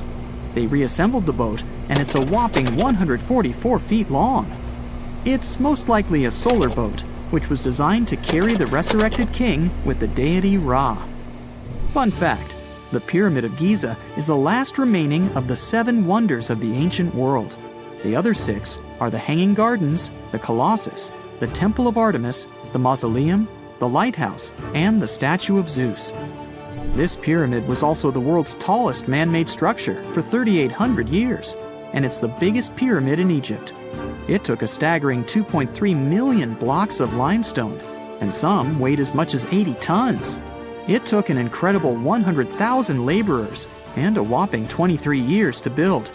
Its original height was a mega 480 feet. In 2017, archaeologists discovered something weird about Egypt's Great Pyramid. There's a hidden void that's at least 100 feet long, and no one really knows why it's there or what's actually inside it. The weird void is the first inner structure discovered within the 4,500-year-old pyramid since the 1800s. Scientists used cosmic rays to detect the massive hole, but are still no closer today to finding out what's inside. The ancient Egyptians took a lot of care building the pyramids, and everything was strategically placed and structurally sound, so it's super unlikely that this hole is due to blocks falling over time. Loads of pyramids also contain small model figurines called ushabti. These represented attendants. They believed they would come to life to serve the pharaohs in the afterlife. But it's amazing that all this stuff actually fit inside. There isn't actually a huge amount of space inside the structures. It's mostly just rock. And now we're off to almost 5,000 years ago. Let me take you to ancient Egypt, where back in 2550 BC, guess what? The construction of the Great Pyramids of Giza started. People learned to build cathedrals and skyscrapers, but it wasn't until recently that these massive buildings appeared. It's still a mystery to even modern scientists how these pyramids were built 5,000 years ago. No wonder they are one of the 7 wonders of the ancient world. They're also the oldest of them and the only wonder of the ancient world that still exists in the 21st century. It must have taken a lot of cooperation to build a thing that massive, even for today's metrics. But the Giza pyramids weren't the first pyramids ever. The first one, called the Step Pyramid, was built around 80 years before the first pyramid of Giza in 2630 BC for King Djoser. It wasn't meant to be extraordinary, but ended up being quite impressive. It was a pyramid of 6 stepped layers of stone. It was 204 feet high, which is as tall as a 19-story building. And it was the tallest building that existed at that time. It wasn't just a pyramid though, it was surrounded by a whole complex of buildings, including even courtyards. In ancient Egypt, people believed in the afterlife, so everyone, especially kings, wanted to make sure they had everything they needed to get ready for it. Here's why the pyramid complex was perfectly supplied with a lot of objects people used every day. The complex included a pyramid and a kind of a palace. Those buildings had many things the king loved and might need one day, like furniture, food, and gold vessels. After Djoser, building pyramids became common practice, but many pyramids weren't finished. It would usually take about 20 years to build one, but many rulers reigned way less than that. Overall, there are more than 100 pyramids. The most famous pyramids are the Great Pyramids of Giza. The first one and the biggest one was built for Pharaoh Khufu, around 2550 BC. Initially, it was 481 feet tall, which is as tall as a 40-story building. The second pyramid was built for Khufu's son, Pharaoh Khafre, around 2520 BC. It's just a bit shorter, usually standing at 471 feet high, a 39-story building. This is the pyramid with the famous statue of the Sphinx. Sphinxes have a lion's body and a human head. They were built to guard important areas. This one has the head of Pharaoh Khafre and is guarding his pyramid, facing the sunrise. The Sphinx is most well known and is one of the world's biggest and oldest statues. Originally, it had red color and did have a nose. It's still possible to see the trace of red pigment by its ears. But no one knows exactly when the nose disappeared. For some time, the Sphinx was sort of hidden underground, being covered with sand up to its shoulders. Luckily, in the early 1800s, an adventurer with a team of 160 people dug it out. The third pyramid of Giza is the smallest one, being more than twice shorter. Originally, it was 218 feet high, about the height of a 20-story building. Built in 2490 BC, it was a pyramid for Khafre's son, Menkaure. The pyramids are designed to align with the points of the compass, and their sides symbolize the rays of the sun. But back at the time, there were no compasses. Ancient Egyptians figured out the directions themselves, and with amazing precision. To align the pyramids, they used two constellations. Originally, the pyramids were covered in smooth white limestone and had a gold-silver top to reflect the sun. Later, the white limestone was taken from the pyramids by other kings and used for other buildings. Scientists estimated that ancient Egyptians used about 2.3 million stone blocks to build the first pyramid. Each block weighed more than 1 ton. This is the weight of a rhino. Some blocks were even bigger, being almost as heavy as an elephant. 4.5 millennia ago, there was no modern equipment to help build it. There were no machines, no wheels, and even no steel. The only metal available to them was copper. Even today, scientists aren't sure how the Egyptians managed to build the pyramids. There are no records left that would shed light on it. Some even think that Egyptians wanted to keep it as their secret and didn't even record it on purpose. Many believe that poor people and foreigners built the pyramids, but it's not true. Actually, the builders were very skilled workers, and they were fed and paid well. The archaeologists claimed that the builders lived in a nearby temporary city and were a highly organized community with a strong leader. Scientists say that around 20,000 people worked on each pyramid complex, and it took about 20 years to build each. It probably was a national project. The construction site was large in resources, and food and essentials were likely to be contributed from all parts of Egypt.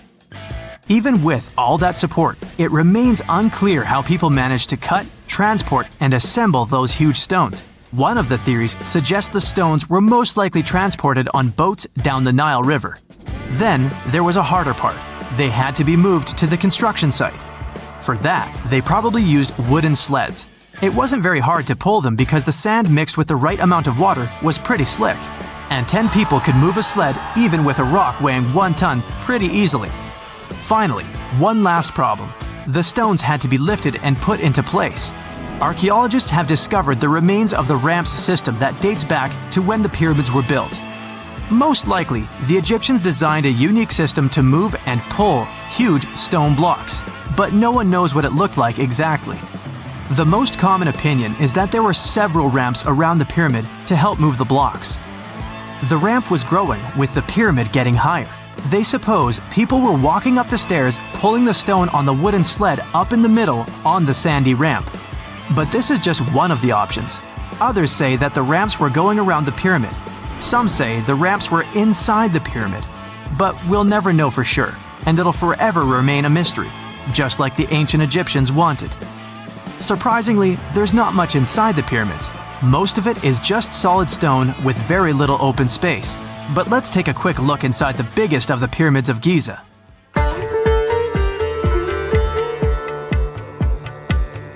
From the entrance, there are 2 stairs, one going down and the other one going up. The descending one takes you to a chamber located underground. That's where the pharaohs are, but not in this pyramid because Khufu wanted to stay higher. The underground room is partly unfinished. The room with Khufu's sarcophagus is called the King's Chamber. It's upstairs and then through the tall and long Grand Gallery. Below the King's Chamber, there's a room called the Queen's Chamber. There are no queens though, and no one is sure why the room is called this. Unfortunately, none of these have any hieroglyphs on the wall. They're just bare. If you want to see them, you should go to the other rooms that are decorated. Those pieces of art are depictions of ancient Egypt's culture and daily life. The texts allow researchers to study their language and grammar. Sadly, the treasures that once were here in the pyramid are long stolen. From that room, there are several tunnels for an unknown purpose. there are many tunnels and passages inside the pyramids. There are many chambers and shafts and secret ways. Scientists have been sending little robots with cameras there for some decades already. And the robots did discover another chamber a bit upstairs with hieroglyphs on the walls. But even today, much of the pyramids is still unknown, and there's no so-called building plan of the pyramids. Egyptians did create a mystery no one can crack for 4,500 years already. Scientists recently started to X-ray the pyramid to learn what's inside it without entering it and its narrow, mysterious tunnels. Imagine working 7 days a week on a large-scale construction site. You, along with thousands of others, carry millions of stone blocks and put them on top of each other according to a complex system. You work without modern construction equipment. You have no air conditioning or constant access to water.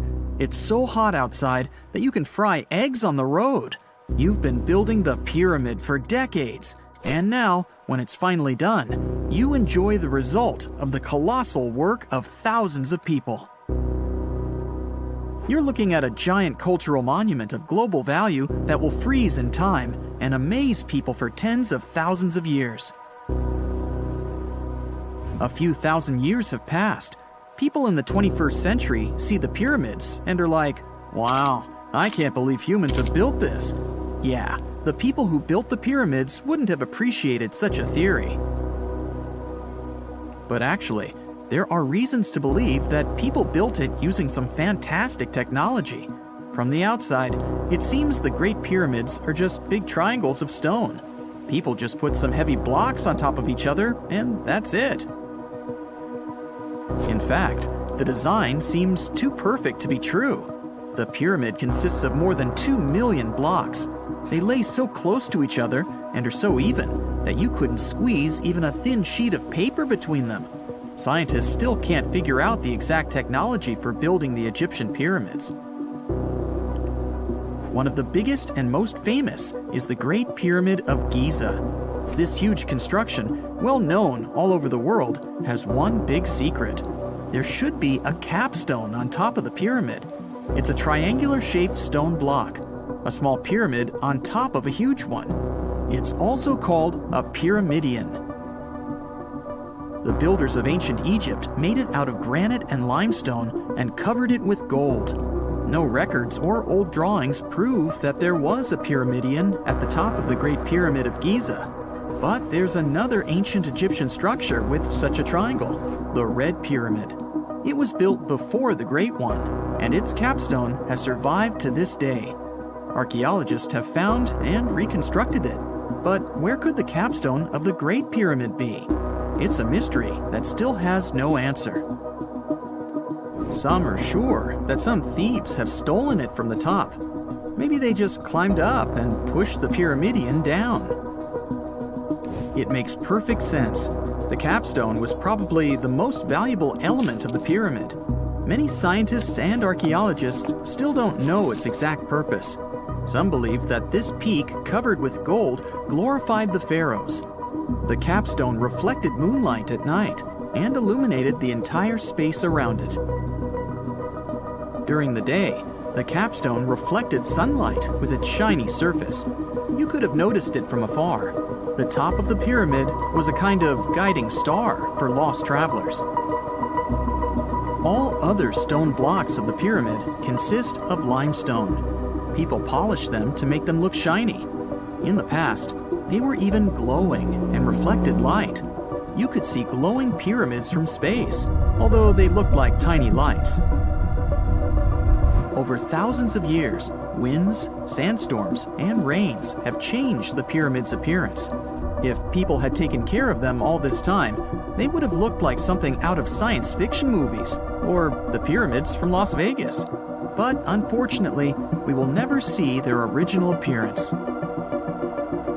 Some archaeologists and scientists believe that the capstone could absorb the sun's energy and distribute it evenly throughout the pyramid. No one knows precisely why the Egyptians needed this technology. There's a theory the pyramids are ancient energy systems. The pharaohs applied this energy to use some unique technologies that were more advanced than all the achievements of the 21st century. and the triangular shape of the pyramids was ideal for boosting this electromagnetic energy. In theory, solar radiation, or electromagnetic forces, accumulated at the top of the pyramid, filled the inner rooms, and then went down the walls to the base. Any surface distortion could prevent the flow from spreading, so they had to create a perfectly smooth surface. That's why they installed the blocks so that nobody could squeeze a needle or razor blade between them. Many people believe in this theory because they built the pyramids from limestone. This material can hold energy inside itself. In the inner part, they created granite deposits to cause air ionization, that is, to create an electric charge. They also dug channels under the pyramid for water to transmit electricity. And at the top, they put a gold capstone, the best conductor of electricity. So, this is how you get a great power generator. Different cultures used similar technologies to create electricity all over the world. But these are all theories. If it had been working, humanity would have used these technologies today. There are mentions of the metal industry, chemistry, engineering, physics, mathematics, and astronomy in some ancient records. Most scientists don't believe in all these things. We know the detailed stages of the technology's development in different cultures. In the 21st century, scientists, historians, and anthropologists can track the evolution of all modern devices. If people had created some technological inventions in ancient times, the history of the world would have looked different. Perhaps all the achievements of antiquity could have been wiped off the face of the earth by global cataclysms, and it can happen to us. Just imagine how people would dig up a laptop in 5,000 years. Perhaps they wouldn't understand what kind of device it is. Another Egyptian wonder surrounded by mystery is the statue of the Sphinx. The Egyptians carved it out of a single massive piece of limestone about 4.5 thousand years ago. But scientists still don't know the exact date of its construction or who built it. People painted the Sphinx in different colors, so it looked much brighter and more vivid in the distant past. It was shining just like the Great Pyramids. Anyway, time hasn't only changed its appearance, but its name too. Initially, the Egyptians called it Hor-Mekhet. The Greeks renamed it the Sphinx about a few hundred years after it had been built. The Sphinx emphasized the greatness of the rulers of Egypt. It also performed a symbolic function of a watchdog guarding the tomb of the pharaoh and the paths leading to it. This version sounds realistic, since archaeologists have discovered many secret entrances at the foot of the Sphinx. Perhaps these rooms and intricate tunnels lead to underground halls with treasures. And treasures don't always mean gold and jewelry. According to legends and theories, the Sphinx guards the Hall of Records, the storage of all humankind's knowledge. The information about the ancient mythical state of Atlantis could be there. You can find many detailed maps of the internal dungeons of the Sphinx on the internet. They show structures 12 stories deep under the statue.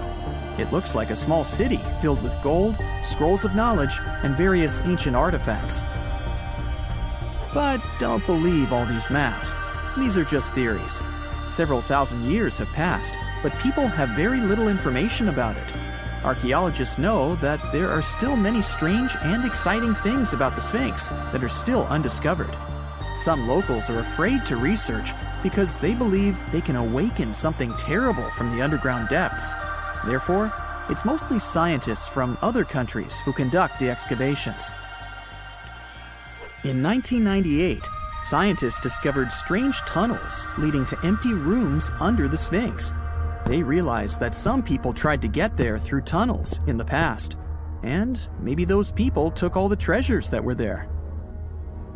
One of the legends says that some powerful artifact lays beneath the Sphinx. Its technology can change the whole world, but the locals are hiding it because it can damage the planet.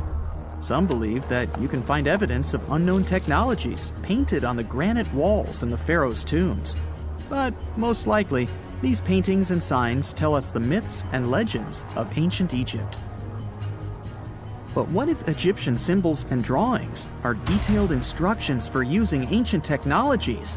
What if the locals that lived at that time thought, people in the future won't be able to get energy themselves. Let's leave some detailed instructions for them. Anyway, there are many riddles and theories. In reality, the search for answers is a dangerous undertaking, since it's not easy to get into the underground halls. Excavations can ruin the structure of the entire Sphinx.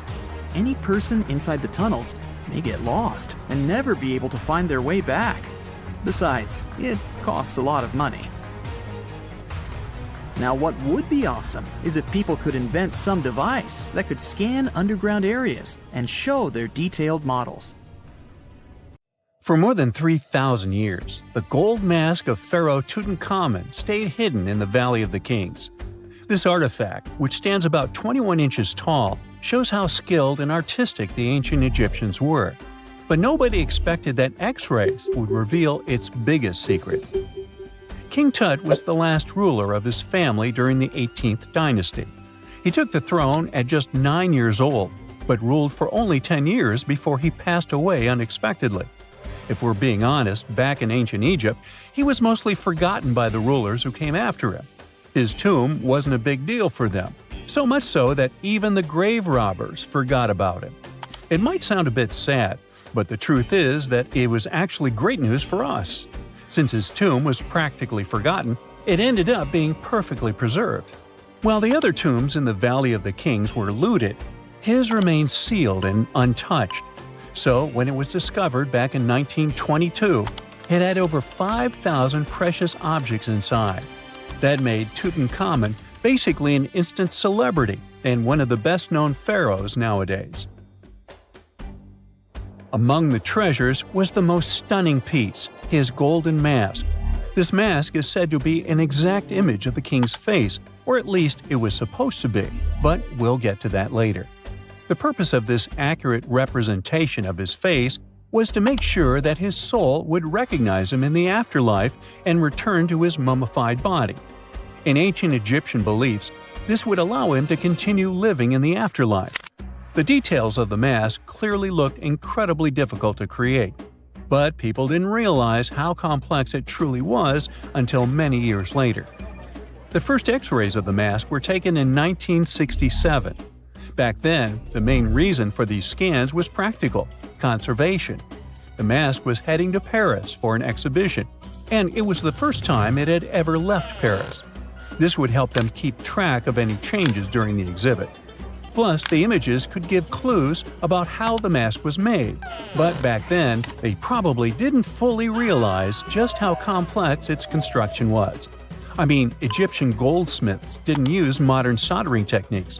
So, how did they make this mask? New X-rays taken in 2007 gave us some answers. It turned out the Egyptians didn't use pure gold, which is 24 carats. The mask was actually made of 23-karat gold, meaning it was mixed with another material. So specialists discovered that the gold sheets contained a small amount of copper, a reddish-brown metal. This was likely done to make the material more flexible and easier to shape. They would then shape the gold sheets by heating and hammering them over and over again. But there was one more secret inside the mask that wasn't discovered until 2015. The year before, the staff at Cairo's Egyptian Museum were working on the mask display when the long beard of the mask accidentally got knocked off. Another theory is that the beard had become loose over time and just fell off. Either way, the fact that King Tut's beard came off caused a lot of stress. After all, we're talking about one of Cairo's biggest tourist attractions, so the experts had to fix the problem quickly. The restoration process started with a detailed recording of the mask's condition. To do this, they had to take a full three-dimensional scan of the artifact. And, by accident, they found something very interesting in the mask. Inside the royal beard, there is a gold tube, an intriguing structure that the Egyptians likely used to attach the beard to the rest of the mask. And that proved, once again, that the process of making this mask was even more complex than experts thought. But the mysteries don't stop there. Remember how we mentioned that the mask was thought to perfectly represent King Tutankhamun's face? Well, that might not be entirely true. Some popular theories suggest the mask was never meant for him and was actually made for someone else. A study published in 2015 suggested the mask was originally made for a female pharaoh, his supposed stepmother, the famous and beautiful Egyptian queen Nefertiti. The biggest clue comes from an inscription on the mask. At first glance, it seemed to belong to Tutankhamun, but after a close examination, researchers noted that something else was actually written underneath King Tut's name. The royal name stamp seems to have been altered, and originally it had something written on it that translates to Queen Nefertiti. There is another feature of King Tut's golden mask that was overlooked for years, which adds even more mystery. As we mentioned earlier, experts believe he wasn't respected much by the pharaohs who came after him, and one of the clues that made archaeologists think this is the pierced ears on the mask. Some researchers believe that King Tutankhamun wouldn't have worn earrings after he was a kid. So, according to their theory, by the time he passed away at 18, he shouldn't have been represented with pierced ears. This could also support the idea that the mask originally belonged to Nefertiti, or maybe to someone who wasn't even connected to King Tut. But the mask isn't the only source of mystery. In fact, his whole tomb is full of puzzles. Recently, historians found a sign that the place where King Tut was supposed to be buried was changed at the last minute. For years, experts wonder why a pharaoh who ruled for 9 years ended up in such a simple tomb. When compared to the grandeur of other pharaohs' tombs, his tomb seemed, well, a bit plain. The idea that a king like Tutankhamun would have such an unremarkable resting place just doesn't match up with the power and importance he must have had in ancient Egypt. So, what happened? Well, apparently, this might have something to do with his successor, Pharaoh I. After King Tutankhamun passed away, researchers believe that I made sure to erase him from Egypt's history. So, one theory suggests that he was probably behind the quick decision to place King Tut's body in a smaller, less impressive tomb. When experts looked at I's own tomb, they found something interesting. There is a large wall covered in painted baboons. This is the same type of artwork found in Tutankhamun's tomb. It seems like the same person might have chosen the artwork for both tombs. Now, the design and decoration of the two tombs are almost identical, suggesting there was a shared hand behind both. But there is one key difference. I's tomb is fit for a king. It's much bigger and more impressive, even though the style and artwork are similar to what you see in Tutankhamun's tomb. So the theory suggests that I decided what went into both tombs. Since Tut passed away unexpectedly at a young age, his grand tomb wasn't finished in time. Normally, pharaohs start building their tombs while they're still alive to make sure everything is perfect. But Tut passed away when he was just 18, so there wasn't enough time. I may have taken advantage of the situation, ordering a smaller tomb for Tut and keeping a larger one for himself. Experts believe this theory explains why Tutankhamun's tomb is so simple and how I managed to wipe his memory from history so easily. But in the end, the story of King Tut's mask and tomb is full of mystery and intrigue. Each new discovery sheds more light on what really happened all those years ago. But one thing is for sure, the secrets of ancient Egypt still have much to reveal, and King Tutankhamun will continue to fascinate people for years to come. Unlike many other ancient Egyptian burial grounds, King Tutankhamun's tomb stayed hidden and free of unwanted thieves for 3,000 years. One reason was that the tomb was smaller than average and tucked away in a place called the Valley of the Kings. This area was already being extensively explored by the time they stumbled upon Tut's spot. The entrance was all covered in debris from building a nearby tomb, which must have also helped keep it a secret. There were also 0 writings or signs on the outside of the tomb. Time passing also played a part in keeping it in amazing shape until the 1920s, when a man named Howard Carter finally made it in. But was Carter that big of a hero? Some recent findings say he might have been sneakier than initially thought. People used to think Carter wasn't just a glorified treasure hunter, he was a true archaeologist. Before Tut, he had been on a relentless quest for Egyptian artifacts. He discovered his interest in these unusual objects when he was a child, and soon started drawing the sculptures and inscriptions that were found in ancient tombs. After stumbling upon the remains of King Tut, Carter spent a decade recording and processing all sorts of objects, like golden thrones, chariots, and statues from Tut's tomb, shipping them down the Nile to Egypt's museum in Cairo. Well, at least that was the official story. More recent discoveries claim that not all of the objects made it to Egyptian officials. A secret letter seems to uncover Carter's little 10 for them, 1 for me policy. The letter in question was sent to Sir Alan Gardiner, a philologist and friend of Carter's, dated from 1922. In these writings, Carter mentioned having found the tomb and was asking his buddy for some advice. In another letter from 1934, Gardiner seems to be thanking Carter for an amulet, which was sent to him as a thank you gift. Carter was adamant that it didn't come from Tut's tomb, but evidently it did. Even the British director of the Egyptian Museum was onto Carter's sneaky endeavors, but couldn't prove it. He compared Gardiner's amulet to others from Tut's tomb, and lo and behold, they were a perfect match. Gardiner was so disappointed to have been put in such a sticky situation that he vented to Carter in another letter. Deciding to be a good friend, Gardiner didn't throw the famous archaeologist under the bus. Instead, he advised Carter to take those stolen goods back to Cairo, just like he'd advise you to like this video and subscribe to the Brightside channel for more amazing videos on the most unique topics in history. It's not the only shady piece of information on Carter's post-discovery behavior. In 1947, a man named Alfred Lucas, who used to work with a controversial archaeologist, gave some information in an obscure journal in Cairo. He claimed that Carter sneakily cracked open the burial chamber door himself. Then he sealed it back up like nothing had happened before the official uncovering. Now, why would he do that? Well, the same theory suggests that Carter and his crew might have entered the tomb early so they could get their hands on some ancient goodies. Obviously, these people couldn't risk having such objects sold while they were still alive, but made sure they were auctioned off after they passed. Carter, though, never confessed to anything.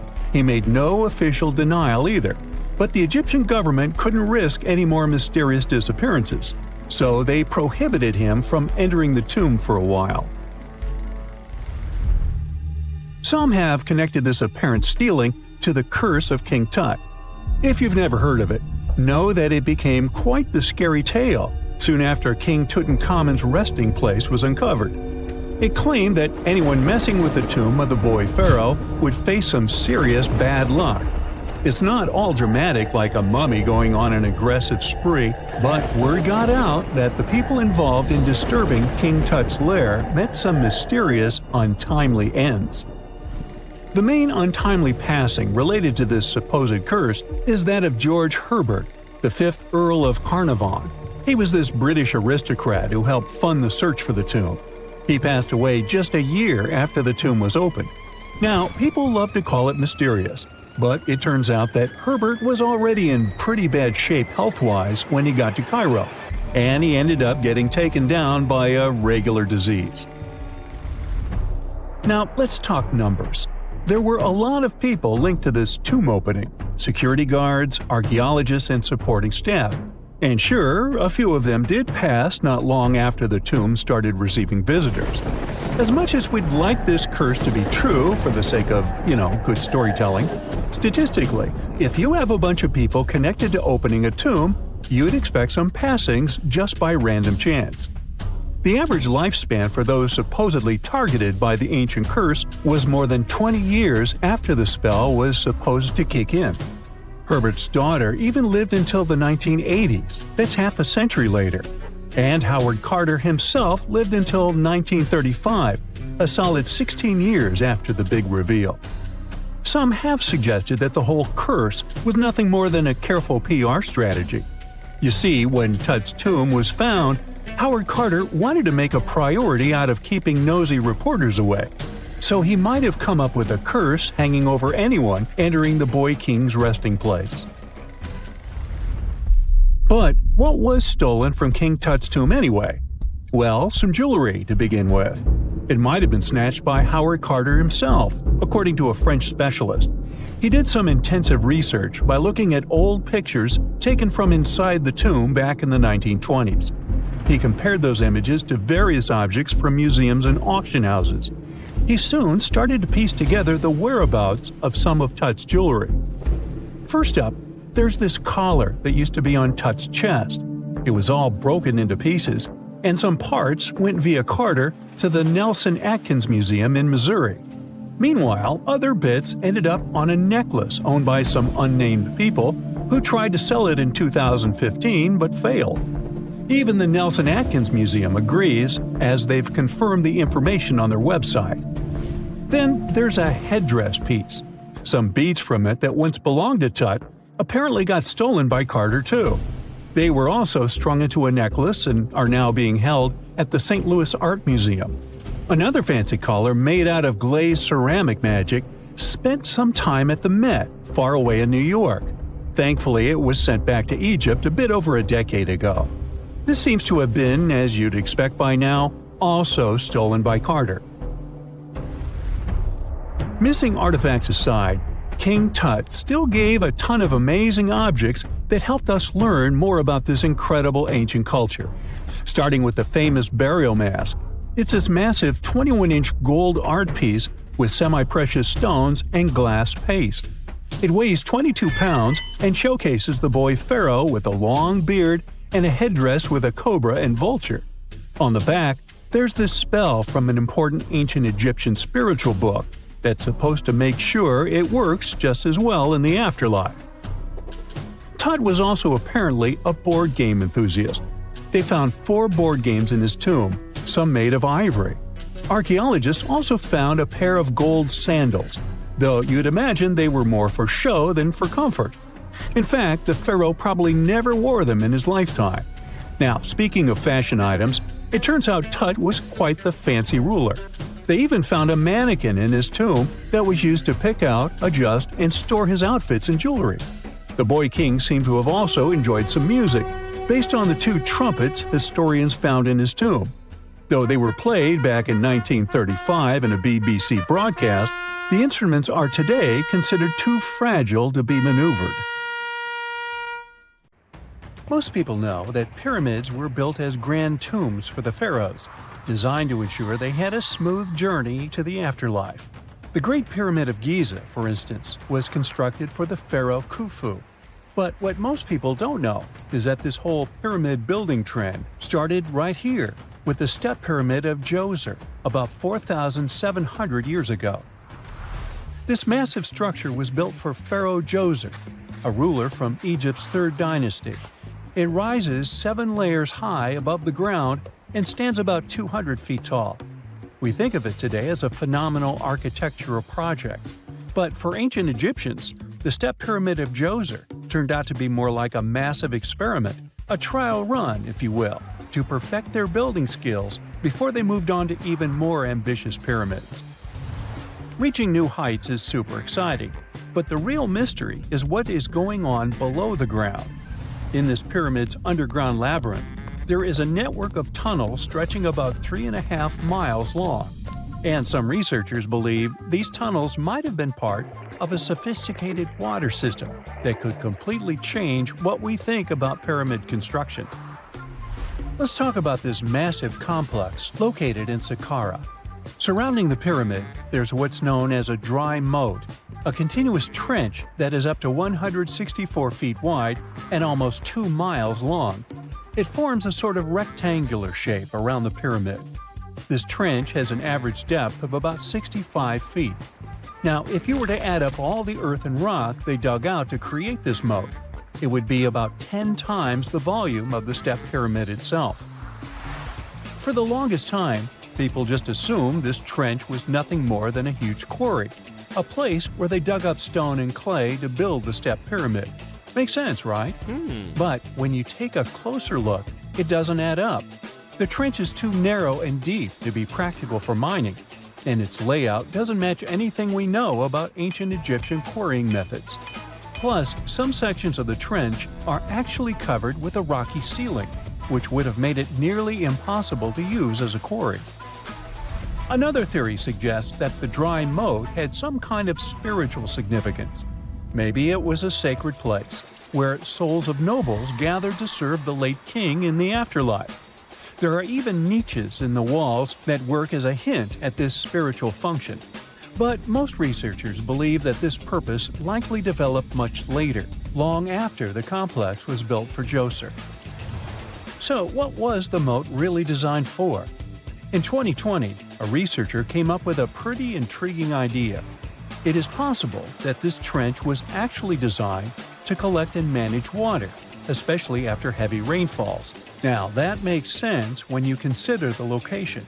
The moat sits in an area that could easily have been flooded by runoff water from nearby plains. This could also explain why the trench wasn't used for new graves until much later when the climate became drier and less prone to flooding. The story becomes even more intriguing, as this trench appears to be part of a larger, more complex hydraulic system within the Djoser complex. It is like the trench has several compartments, carefully carved out of the rock and connected by tunnels. These compartments likely served as a part of a water treatment system, where water would flow from one compartment to the next, getting cleaner as it moved along. Now, here is where things start to tie into the pyramid itself. The Djoser complex has a series of underground shafts, and some researchers think that water from the moat's deep trench might have been used to power a hydraulic lift system, and this giant water-powered elevator could have been used to raise the heavy stones needed to build the pyramid. It worked like a volcano, but instead of lava, water did the heavy lifting. Imagine a big deep hole in the ground at the center of the pyramid site. Inside this hole, there was a huge wooden platform, kind of like a giant raft that could move up and down. When the workers wanted to lift a heavy stone, they would fill the hole with water. As the water rose, the wooden platform started to float up, carrying the stone with it, almost like a giant water-powered elevator. When the stone reached the right height, the workers slid it off the platform and onto the pyramid. The idea is that water from the deep trench, after being cleaned and filtered, would flow into these shafts.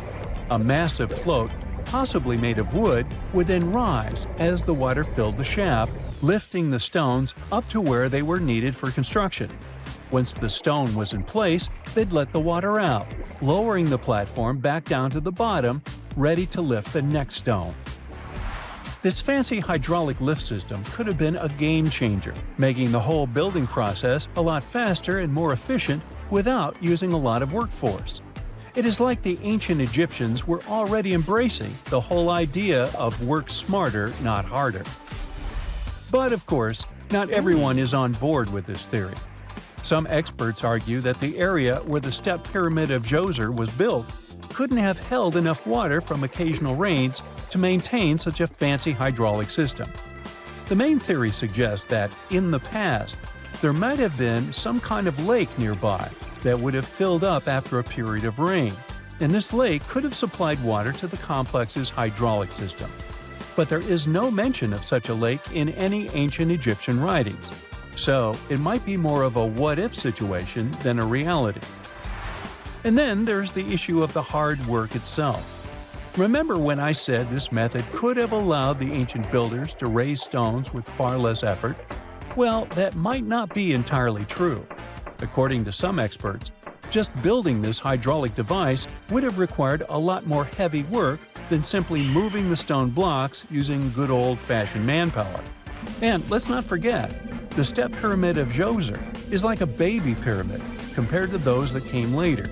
The stones used for Djoser's pyramid weighed, on average, about 660 pounds each, which is nothing compared to the more than 2.5-ton blocks used later for the pyramid of Chephren. If this cool water lift theory gets completely ruled out, we still need to explain how this pyramid was built in the first place. To answer that, we need to rewind a bit and talk about the original plans. See, before Djoser's tomb became a pyramid, the idea was to construct a simple mastaba. This type of tomb was pretty common in earlier periods, a flat-roofed, rectangular structure with sloping sides. But after the original mastaba was finished, they decided to expand it a bit by adding more layers on top.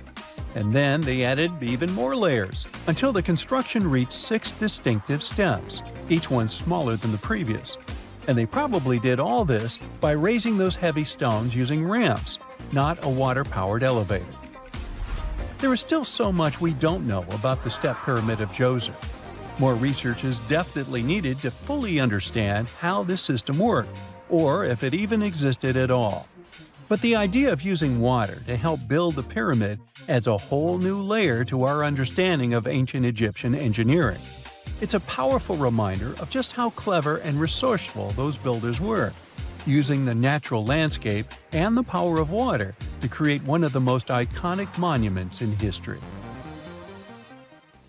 It's nighttime, and you're about to walk inside Pharaoh Tutankhamen's final resting place. You know, King Tut. You don't have a torch, but at least you came with a flashlight. You walk down several flights of stairs and observe how the walls are carved in hieroglyphics and what looks like a spell. Those who take anything from this place will be doomed for life, the spell says. Even if you don't really believe it, this scares you a little bit. You find a huge stone door. Is it a trap? You manage to open it, but oh no, it's only an empty chamber. You check your map. It seems like you're heading in the right direction. After what feels like hours, you realize you must be trapped inside a labyrinth. You try to retrace your steps, but you can't find the door where you came in from anymore. That's it, you think to yourself. You've fallen for the Pharaoh's trap. What's worse, Hollywood movies where the main character is exploring ancient ruins and faces some seriously dangerous traps, right? We've been told Egyptian royalty protected their final resting places with venomous scorpions and snakes, sliding doors that will trap you for life, and giant rolling boulders that will crush anyone on their paths. The thing is, were these traps truly real? Well, I regret to be the one to break it to you, but this is all fiction. These elaborate traps were too technologically advanced for ancient civilizations to pull off. That is not to say, however, that there weren't any traps at all. Ancient civilizations, like the Egyptians and the Mayans, are known for their practice of building entire monuments dedicated to the ones who had passed away. These structures would often reflect the position of person occupied in society. So, for the really important people, the VIPs of their times, massive monuments were built to host their bodies long after they were gone. Some of these civilizations believed that a person's life would continue on the other side of the veil. For that reason, a person would be buried together with the belongings of their current life. If they had a lot of money and power and stuff, that meant their resting places would be filled with riches and gold. Now imagine if you lived in ancient Egypt and you knew exactly where all the pharaohs' tombs were located and had heard rumors of the amount of wealth kept in these places. Maybe you would be tempted to go check it out, right? We're talking about large rooms filled from floor to ceiling with golden artifacts, jewels, and even money. I mean, it does sound tempting. And since there weren't any security guards protecting the entrance of these places, Egyptians needed to get creative as to how they would protect these riches. These old civilizations found some traps to be useful. A recurring one was building empty rooms inside the monument to confuse a burglar. Now, let's take a look at Amenhotep III's final resting place as an example. It was built in the city of Luxor, in a spot also known as the Western Valley of the Kings. 2 French engineers originally discovered the monument between 1905 and 1914 CE. The structure is huge and has more than 10 chambers, connected by long corridors and steep stairways. The King's Chamber is the most hidden one, and for an outsider to try and find it, they will probably enter a lot of empty rooms beforehand. Other pharaohs tried to protect their riches by commissioning monuments with false doors concealing pits that were up to 20 feet deep. This way, an unwarned and unwanted visitor would be surprised by the deep hole on their way to the king's resting chamber. Alongside false doors, pharaohs made sure to build labyrinth-style corridors and false walls. This way, robbers could take hours or days before they found the king's real chamber. As to pits with poisonous snakes on them, if there were any reptiles inside these monuments, they probably got inside on their own and would most likely not stay there for long. There is no way snakes would survive years and years without food inside these pits. So yes, another Hollywood-induced belief right there. If these traps seem boring to you, archaeologists did find an interesting deterrent in the final resting place of the Red Queen of Palenque in Mexico. Palenque was one of the most powerful Mayan cities in pre-Columbian Mexico, and the Red Queen was believed to be the grandmother of the last Mayan king, undoubtedly a person of immense importance to the empire. In her honor, a huge monument was built to keep her body after her passing.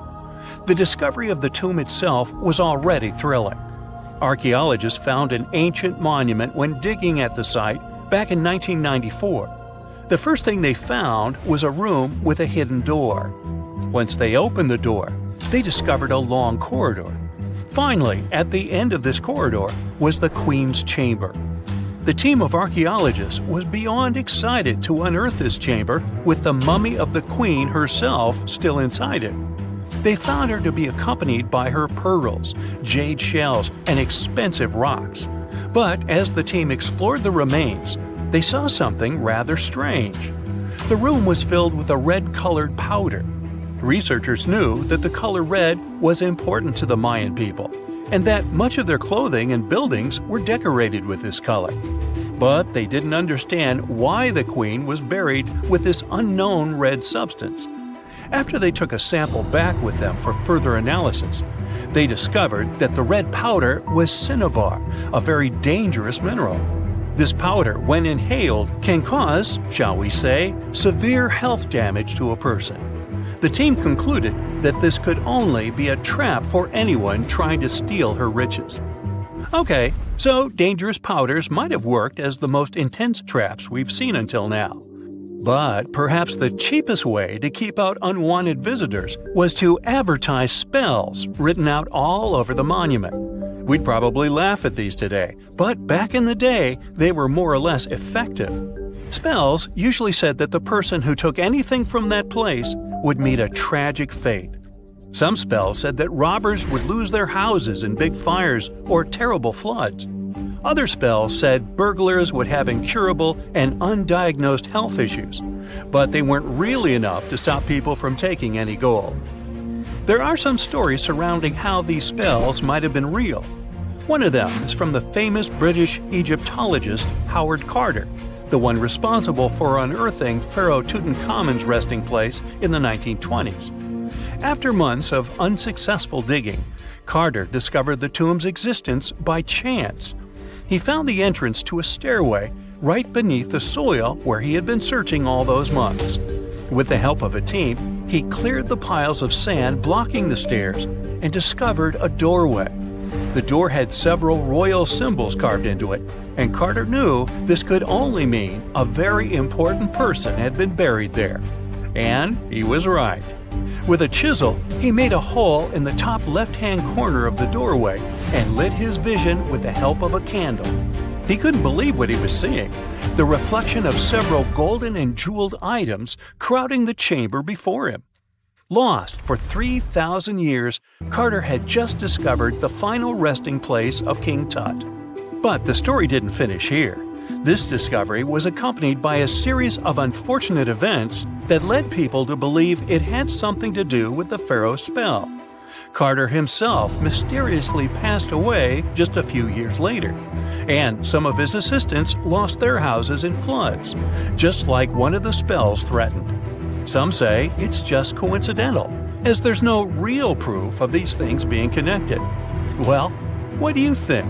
Was this an effective trap after all? Listen to this. Neanderthal fiber technology. Nope, I'm not joking. The concept is real.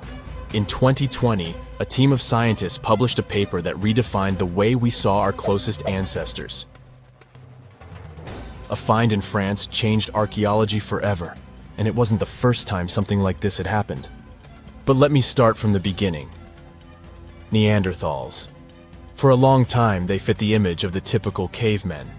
If you are now thinking of someone like Fred Flintstone, you wouldn't be much wrong.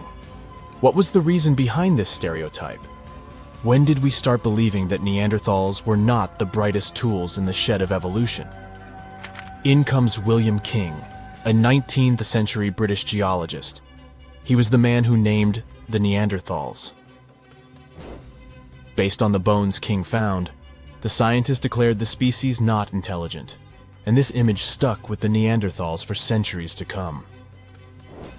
But a piece of string, just 1/4 of an inch long, changed everything. A small, dry river valley, Abri du Maras, was the place of the great find. Archaeologists unearthed a cord fragment next to a stone tool. Such twisted fibers could have been used for everything from making clothes to fishing nets. In prehistory, this was some advanced tech, and the Neanderthals seemed to have mastered it. Scientists already knew that these early humans made tar from birch bark, and that they produced shell beads. There's even evidence of Neanderthal art. They were definitely not primitive. The string section and similar finds are changing the way we perceive our ancestors. The world of archaeology is constantly changing. Take the pyramids in Egypt, for example. Turns out, they weren't really built by an army of people who the pharaoh made work until they passed out. Herodotus, the famous Greek historian, was the man who started the confusion. He claimed, in 500 BCE, that 100,000 men took part in the construction of the Great Pyramid in Giza. He made no mention of who they were and why they were building the pyramids. That's how the myth started. Huge stone slabs pulled by humans, driven by a foreman with a whip. But Egyptologists would beg to differ. Those are the scientists who study ancient Egypt's culture. Fairly recently, they uncovered a workers' village that told a different tale. Yes, there was evidence of hard work on the workers' bones, but the construction industry is demanding even today. It took almost 6 years for 12,000 workers to complete the world's tallest building, Burj Khalifa. Back in Egypt, 3 times more workers finished the Great Pyramid in around 2 decades. An impressive feat of ancient engineering, wouldn't you agree? Superiors looked well after the Egyptians who built the pyramids. Their diet was rich in protein. They had medical care and they got paid properly.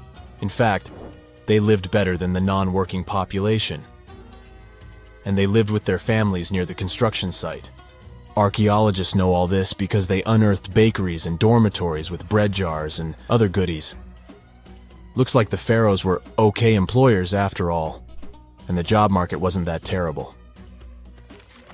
They also kept detailed papyrus records of the build and hieroglyphs. You and I wouldn't stand a chance of reading these letters that resemble images. Egyptologists had the same problem. For over a millennium, no one had used this type of font. And it's not like there was an English ancient Egyptian dictionary you could open and find meanings of words. But all this changed in 1822. A couple of decades before, the French found a broken slab of black granite. The stone contained one text in 3 scripts: Ancient Greek, Egyptian hieroglyphs, and Demotic. The last one was also the Egyptian language, but in a simplified script. Scientists dated it back to 196 BCE.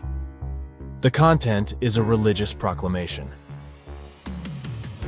A French philologist and Orientalist, Jean-François Champollion, was the first one to crack the code. You see, people haven't forgotten ancient Greek letters. The Frenchman successfully matched the Greek letters with the ones in the Egyptian script. And voila, we were finally able to read hieroglyphs. The name of the piece of granite that made it all possible was the Rosetta Stone. The importance of its discovery went beyond archaeology. The word Rosetta Stone even entered the English dictionary. It represents a discovery that helps people understand an enigma that has been puzzling them for a long time. There are similar games. A symbol is attached to a particular message. Then you have to decode the message by replacing the symbol with a corresponding letter. In a nutshell, this is what scientists did with the Rosetta Stone more than 2 centuries ago. Do you know what is the oldest deciphered language in Europe? It has an unattractive name, Linear B. The script belongs to the Mycenaean Greek language. It predates the ancient Greek alphabet by several centuries. You can easily guess which script it is descended from. Linear A. The people from Crete used Linear B more than 1,000 years ago. During the Late Bronze Age, the Greek civilization that used the script vanished. There was no one who could read Linear B, and more importantly, no one knew it existed in the first place. This was about to change during the first years of the 20th century. A British archaeologist by the name of Sir Arthur Evans excavated a vast palace complex at Knossos, Crete, Greece. This was the center of the Minoan culture that created the enigmatic script. The palace boasted some 1,300 rooms.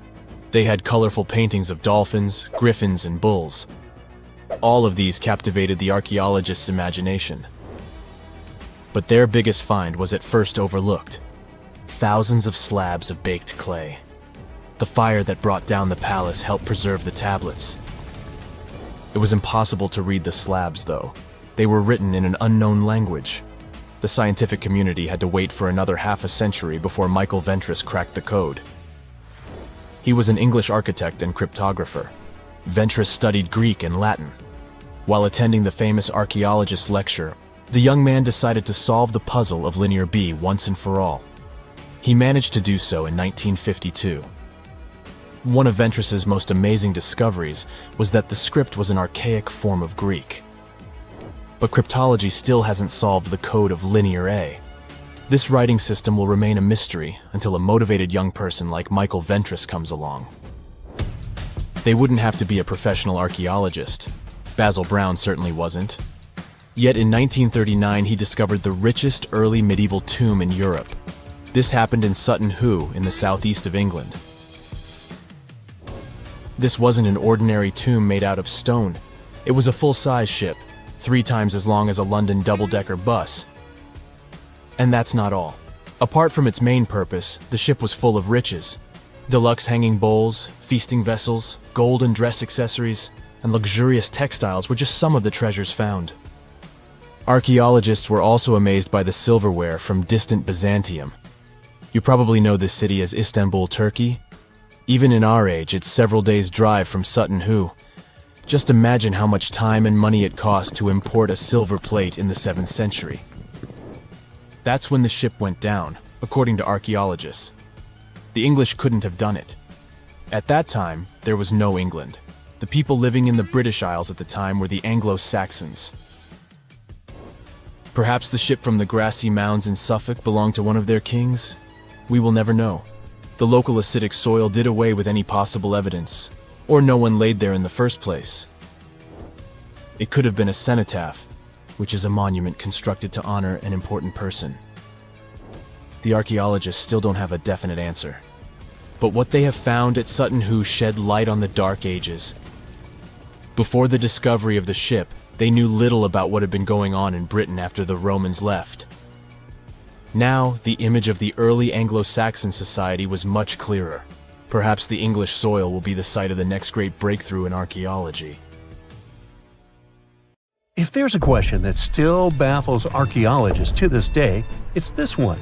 How did the ancient Egyptians build those magnificent pyramids? As far as we know today, their resources were quite limited, especially in terms of tools and building materials. We still don't have a fully satisfying answer, but hey, we've got some pretty amazing theories worth considering. The leading contender among these theories involves the clever Egyptians employing a sneaky strategy. Now picture this. They constructed a slanted and curving mound made of bricks, earth, and sand encircling the pyramid to be. As the pyramid grew taller and taller, they simply increased the height and length of this wacky structure. It's like they were playing an ancient game of Jenga. Now, how did they get those massive stone blocks up there? Well, according to the legendary ancient Greek historian Herodotus, they used sleds, rollers, and levers. It sounds like they turned construction into a supersized game of tug-of-war. And guess what? Herodotus also claimed that the Great Pyramid, the one from Giza, the granddaddy of them all, took a whopping 20 years to build. There's more. Herodotus also dropped a mind-boggling number on us. 100,000 men were supposedly involved in this pyramid extravaganza. Did they hire the entire Egyptian population? Well, it might not be as far-fetched as it sounds. These men were probably mostly farmers, so they probably focused on the pyramids when there wasn't much work to be done in the fields. Like during the flood season of the Nile River. Obviously, specialists in the archaeological community had something to add to this theory. By the late 20th century, they discovered some evidence that suggests the workforce might have been smaller and more permanent than previously thought. Instead of a massive army of 100,000 pyramid builders, they proposed that a modest crew of around 20,000 workers, accompanied by support personnel like bakers, physicians, and even spiritual leaders, could have gotten the job done. There was also this theory that claimed that the pyramids were actually built from the top downward. It suggested that these colossal structures were nothing more than isolated hills used as quarries. The stones were supposedly drawn from these hills, and over time, competing engineers took charge and transformed them into the iconic pyramids we know today. Now, before you dismiss this theory as a wild fantasy, some folks thought it wasn't completely crazy. After all, there are instances where isolated hills exist, so maybe this theory had a tiny glimmer of truth. Whether it involved ramp building or ingenious work schedules, one thing is clear. Those pyramids have definitely left their mark on history and on our imaginations. Now, speaking of ancient Egyptian mysteries, there's this gigantic unfinished obelisk sitting in ancient Egypt, and scientists are trying to figure out how it was shaped. Now, some people suggest that our industrious ancestors used handheld pounders to get the job done. One expert has a different take on the matter, though. He argues that if we take a closer look at the pattern left behind by the shaping tool, we'll notice something peculiar. The walls of the trenches surrounding the obelisk display a neat and even pattern, which is pretty unlikely if they were pounded away by mere mortal hands. According to this expert, those horizontal striations are usually the result of a tool that takes breaks while removing material, leaving its mark on the surface. But wait, there's more. Imagine the tool being rocked back and forth against the trench walls, clearing away the waste to keep the trench from narrowing. Well, in that case, the tool might have left some funky horizontal striations where it was pressed against the sidewall. This sounds like some fancy technology at play, don't you think? And guess what? The dynastic Egyptians probably didn't have access to that kind of know-how. Another famous Egyptologist from way back also uncovered a bunch of core drills during his adventures. Although the actual drill bits are missing, his collection houses these particular core remnants made of limestone, alabaster, and even granite. These constructions aren't the only amazing thing the ancient Egyptians left behind, though. As it turns out, the Egyptians were the genius minds behind the creation of the handheld mirror. Yeah, that little mirror you use every day to check yourself out. But here's the twist. These mirrors are like pieces of art. They were decorated with inscriptions and figures. But that's not all. The Egyptians had a serious concern with their appearance. They knew the importance of personal hygiene and looking fabulous. So, in their quest for pearly whites, they invented toothbrushes and toothpaste. Dental problems were pretty common back then, and their smiles weren't exactly all white. Dentistry wasn't their strongest suit, you see. Maybe their minds were distracted by all that pyramid building. So that doesn't mean those ancient toothpaste recipes weren't amazing. One delightful concoction included rock salt, mint, dried iris petals, and pepper.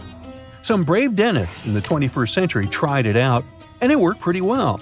Ground-up ash was also used in another recipe to create a tooth cleansing paste. Mint was missing, so that didn't do much for their breath. That's when the genius Egyptians came up with the world's first breath mints. They made tablets from heated spices like cinnamon, and they mixed it with honey. Now, let's shift gears to home decor, Egyptian style. They surely took ornamentation to the next level. While the concept of decorating furniture started in Mesopotamia, the Egyptians cranked it up a notch. They went all out with different colors of ink and even developed various weights of paper.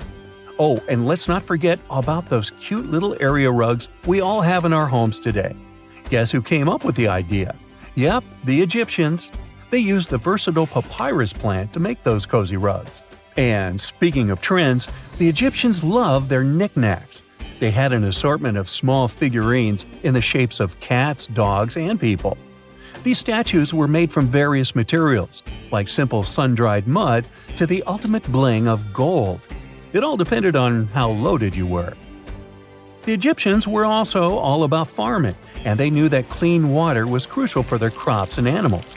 That's why they came up with some nifty inventions and techniques to make sure their land was fertile and their plants were happy.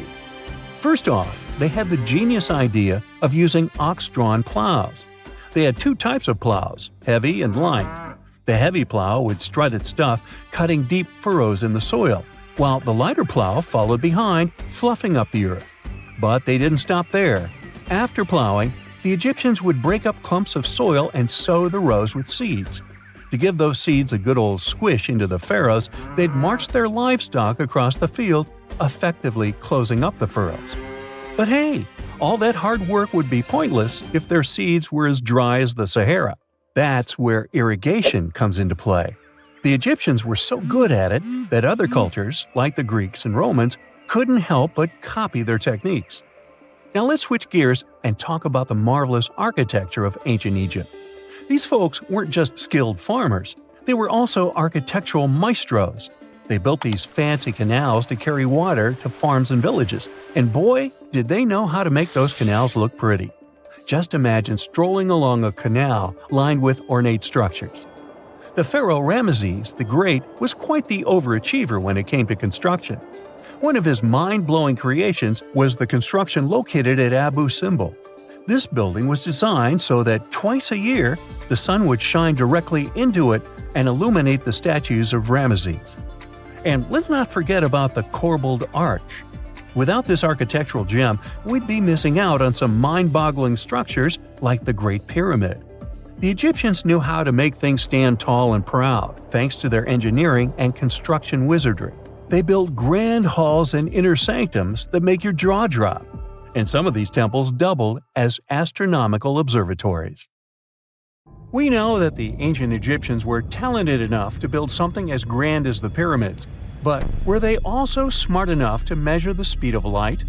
There's a theory circulating online that says exactly that. If you look at these two numbers, you'll see that they match completely. The first one is the speed of light in a vacuum measured in meters, and the second one is the latitude of the Great Pyramid of Giza. So, was it done on purpose, or is it just a coincidence? Well, happily, we can tell you that it's actually just a coincidence, not another conspiracy thingy. The Great Pyramid is just one of the many places in the world that share the same latitude. And more importantly, even if the ancient Egyptians had somehow measured the speed of light and chosen to keep it a secret from the rest of the world, they wouldn't have used meters to put it down. Meters were only defined at the end of the 18th century. The builders of the pyramids used a different unit of measure called cubits. 1 cubit is equal to 1.5 feet. Cubit was based on the length of the arm from the elbow to the tip of the middle finger, and it became popular in the ancient world.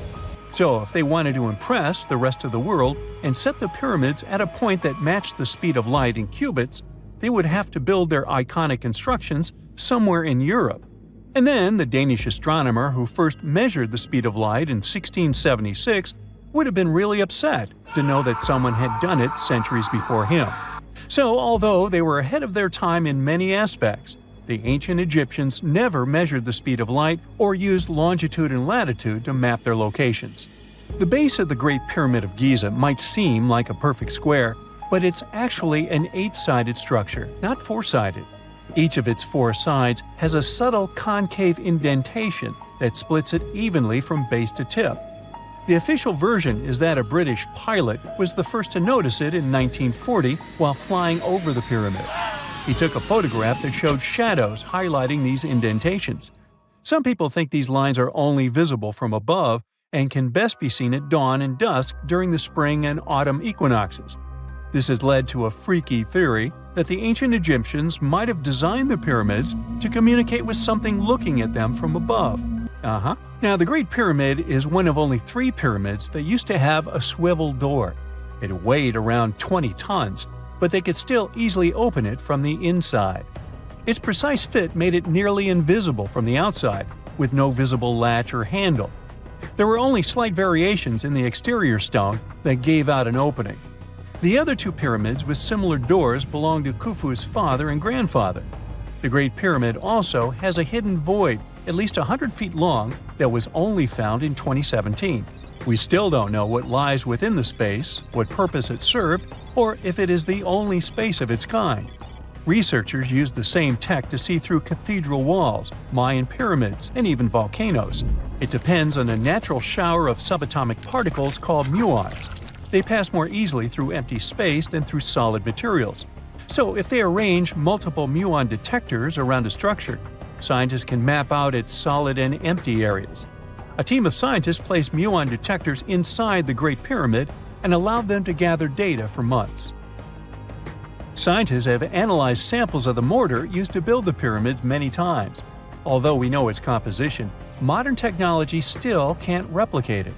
The mortar is mostly made from processed gypsum, but it wasn't used like the cement we use for bricks today. Instead, they used it to support the joints between the massive stones as they were set in place. The estimated amount they needed to construct the Great Pyramid was around 500,000 tons of mortar. The gypsum mortar is stronger than the stones themselves and has held up for thousands of years. Now, all 4 sides of the Great Pyramid are aligned with the cardinal points – north, south, east, and west. According to geologist and engineer Glenn Dash, the alignment is accurate to within 4 minutes of arc, or 1/15th of a degree. The architects managed to achieve this without modern tools like drones, blueprints, or computers. Many researchers try to explain this construction miracle. Maybe they used the pole star or the sun's shadow. Dash recently proposed a new, simpler idea. The Egyptians might have used the autumnal equinox to align the pyramids. It happens twice a year when the Earth's equator passes through the center of the sun's disk, making day and night nearly equal in length. To test his theory, Dash conducted an experiment on the 22nd of September 2016, the first day of the fall equinox. He used a special rod the Egyptians had to cast a shadow and tracked its tip at regular intervals, forming a smooth curve. By connecting 2 points of the curve with a taut string, he created an almost perfect east-west line. Dash noted that on the equinox, the shadow's tip runs in a straight line, nearly perfectly east-west, and with a slight counterclockwise error. There's a similar error in the pyramids. Although his experiment was conducted in Connecticut, Dash believes that the same method would work in Egypt. All the ancient Egyptians needed was a clear, sunny day. They could determine the fall equinox by counting 91 days from the summer solstice. But they left us few clues, and no engineering documents or architectural plans have been found that explain their methods. So they might have mapped shadows, but it's not definite. Now, scientists have long wondered how heavy stone blocks were carried to the pyramid sites, and they might finally have an answer. A research team from the University of North Carolina, Wilmington, has discovered that 31 pyramids are likely to have been built along a long-lost ancient branch of the River Nile. It's now hidden under desert and farmland. For many years, archaeologists have thought that ancient Egyptians must have used a nearby waterway to transport materials, equipment, people, and whatever else they needed to build the pyramids on the river. But up until now, they weren't certain of the location, shape, size, or proximity of this waterway to the site of the pyramids.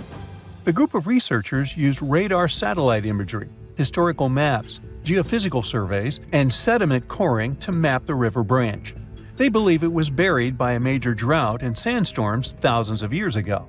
The team managed to go below the sand surface and get images of some hidden features thanks to radar technology. They found hidden rivers and ancient structures running at the foothills of where most of the ancient Egyptian pyramids lie. The discovery of this extinct river branch helps explain the high pyramid density between Giza and Lisht, in what is now an inhospitable area of the Sahara Desert. Now, Egypt isn't the only country with the most pyramids in the world. The champion's title here goes to its southern neighbor, Sudan. It has between 200 and 255 pyramids, compared to Egypt's measly 138. They were built by members of the Kingdom of Kush, an ancient civilization that ruled the lands along the Nile River many years ago. They started erecting pyramids around 500 years after the Egyptians had stopped doing it. Their pyramids are much smaller than the Egyptian ones, but were built for the same purposes. Archaeologists are still working to find out how the pyramids in the Sudan were built, how long it took to complete them, and what happened to their society. If someone finally invents time travel and you hop on a trip to the past, you won't recognize many of the things you know and love today. The Statue of Liberty and the Egyptian pyramids, some basic gadgets like the remote control and your laptop, and even the corn you have for lunch have all changed beyond recognition. When the pyramids were originally built in ancient Egypt and Giza and other places, they didn't look sandy brown at all. All of them were covered with white limestone. If you had seen them under the hot African sun, you'd have to look away. That's how smooth and shiny they were. Builders used around 6 million tons of this material for the Great Pyramid of Giza alone. It's the largest one you can still see on your trip to Egypt. The local rules were quite a thrifty crowd, and they reused some of the casing stones for other construction projects. A massive earthquake in the 14th century has also loosened some of the stones, so you won't see a lot of limestone, but some of it is still there, on top of the Pyramid of Khafre in Giza. It looks like it has a second peak on top of the first. In ancient times, all pyramids used to have capstones called pyramidions, covered in a mix of gold and silver. Most of them have been lost over the centuries, but you can still see a few of them at museums. They show images of Egyptian deities. The pyramids were probably modeled after a sacred pointed stone, the benben. It represented the rays of the sun. Now, lifting heavy rocks wasn't so simple without the tech we have today. I guess you'll agree with me if you helped your friends move at least once, and they made you carry the couch. But those smart Egyptians of the past thought of that and chose the pyramid shape. It lets the weight distribute evenly throughout the whole thing. The Statue of Liberty has also had a major makeover since it was first unveiled in 1886. Believe it or not, it used to be a shiny brown color, just like a penny. 20 years later, it changed its color to green. It wasn't a fashion statement, but a chemical reaction. The statue is covered with hundreds of thin copper sheets. When copper reacts with air, it naturally forms a protective layer called verdigris. This layer protects what's under it from corrosion, and that's why statues and other things made of copper, brass, and bronze can last so long. When Lady Liberty first turned green, people in authority decided it would be a good idea to paint it all over. It was way before social media, so you couldn't just drop an angry comment under the post describing the idea. But they wrote about it in the local newspapers, and the public didn't love the idea. Then the Times interviewed a copper and bronze manufacturer, and he confirmed they shouldn't repaint it, because removing the protective layer would mean destroying the statue. Over the years, people have suggested painting Lady Liberty several times, but no one has ever done it. I don't know about you, but I can't imagine that lady in any other color, so I guess it's for the better. You love bananas as much as I do? Next time you enjoy a juicy soft one, remember you gotta thank selective breeding for that texture. The original wild bananas had many large, hard seeds and not so much delicious pulp. And hey, who doesn't like a sugary watermelon? It has a history of over 5,000 years, and it used to have bitter, yellowish white flesh and was really tricky to open. Selective breeding saved the day again, and watermelons got way sweeter. Japanese scientists went further and invented the seedless version. Corn's grandmother is a Mexican grass called teosinte. The kernels in this grass were small and hard to get. Farmers from many thousands of years ago saved the seeds only of those plants that were larger or tastier, or with kernels that were easier to grind. Thanks, my friends, for giving us the corn that's edible and even delicious. And just imagine, Wild avocados were so small that they could easily fit in the palm of your hand. The pit in them was so large you wouldn't find much edible material inside. They also had a much harder shell than the ones we're used to. You probably wouldn't get a lot of work done without your beloved computer today, but I can't tell you exactly whom to thank for this invention. The ABC from 1942 is one of the contendants for the title of the first computer. It's short for the Atanasoff Berry computer, named after its inventors at Iowa State University. The ABC weighed over 700 pounds. Yep, yours must be way lighter than that. That big boy consisted of around 300 vacuum tubes and had a rotating drum, a little bigger than a paint can, and had small capacitors on it. A capacitor is a gadget that can store an electric charge, like a battery. The ABC could solve problems with up to 29 different variables to help scientists save some time. Like modern computers, it used binary digits, ones and zeros, to represent all numbers and data. Because of that, it was possible to do the calculations electronically. And now, my favorite part, the ABC finished one operation about every 15 seconds. Just for you to compare, it's millions of operations per second now. Unlike the tech we use today, the ABC did not have a changeable stored program, so the program could only do a single task at a time. An operator had to write down the intermediate answer and then dial that back into the computer. Sounds like another reason to be happy we live in the 21st century. That remote control you use for all sorts of appliances has gone a long way too. Nikola Tesla, who gave us alternating current, designed one of the first wireless remote controls back in 1898. He named his invention teleautomation and demonstrated it on a miniature boat controlled by radio waves. The boat had a little metal antenna attached to it. Tesla sent signals to the boat using a box with a lever and a telegraph key, which was his version of a remote control. Those signals set electrical contacts on the boat into motion and moved the rudder and the propeller, and Tesla was controlling the boat. The concept of the remote control soon spread to other gadgets. The first television remote control followed in 1950. It was designed by the Zenith Radio Corporation called LazyBone. Don't take it personally, please. This LazyBone had a massive cable that was attached to the TV set, and those who tried it didn't fall in love with the invention because they tripped over that cord. I feel your pain, my friends.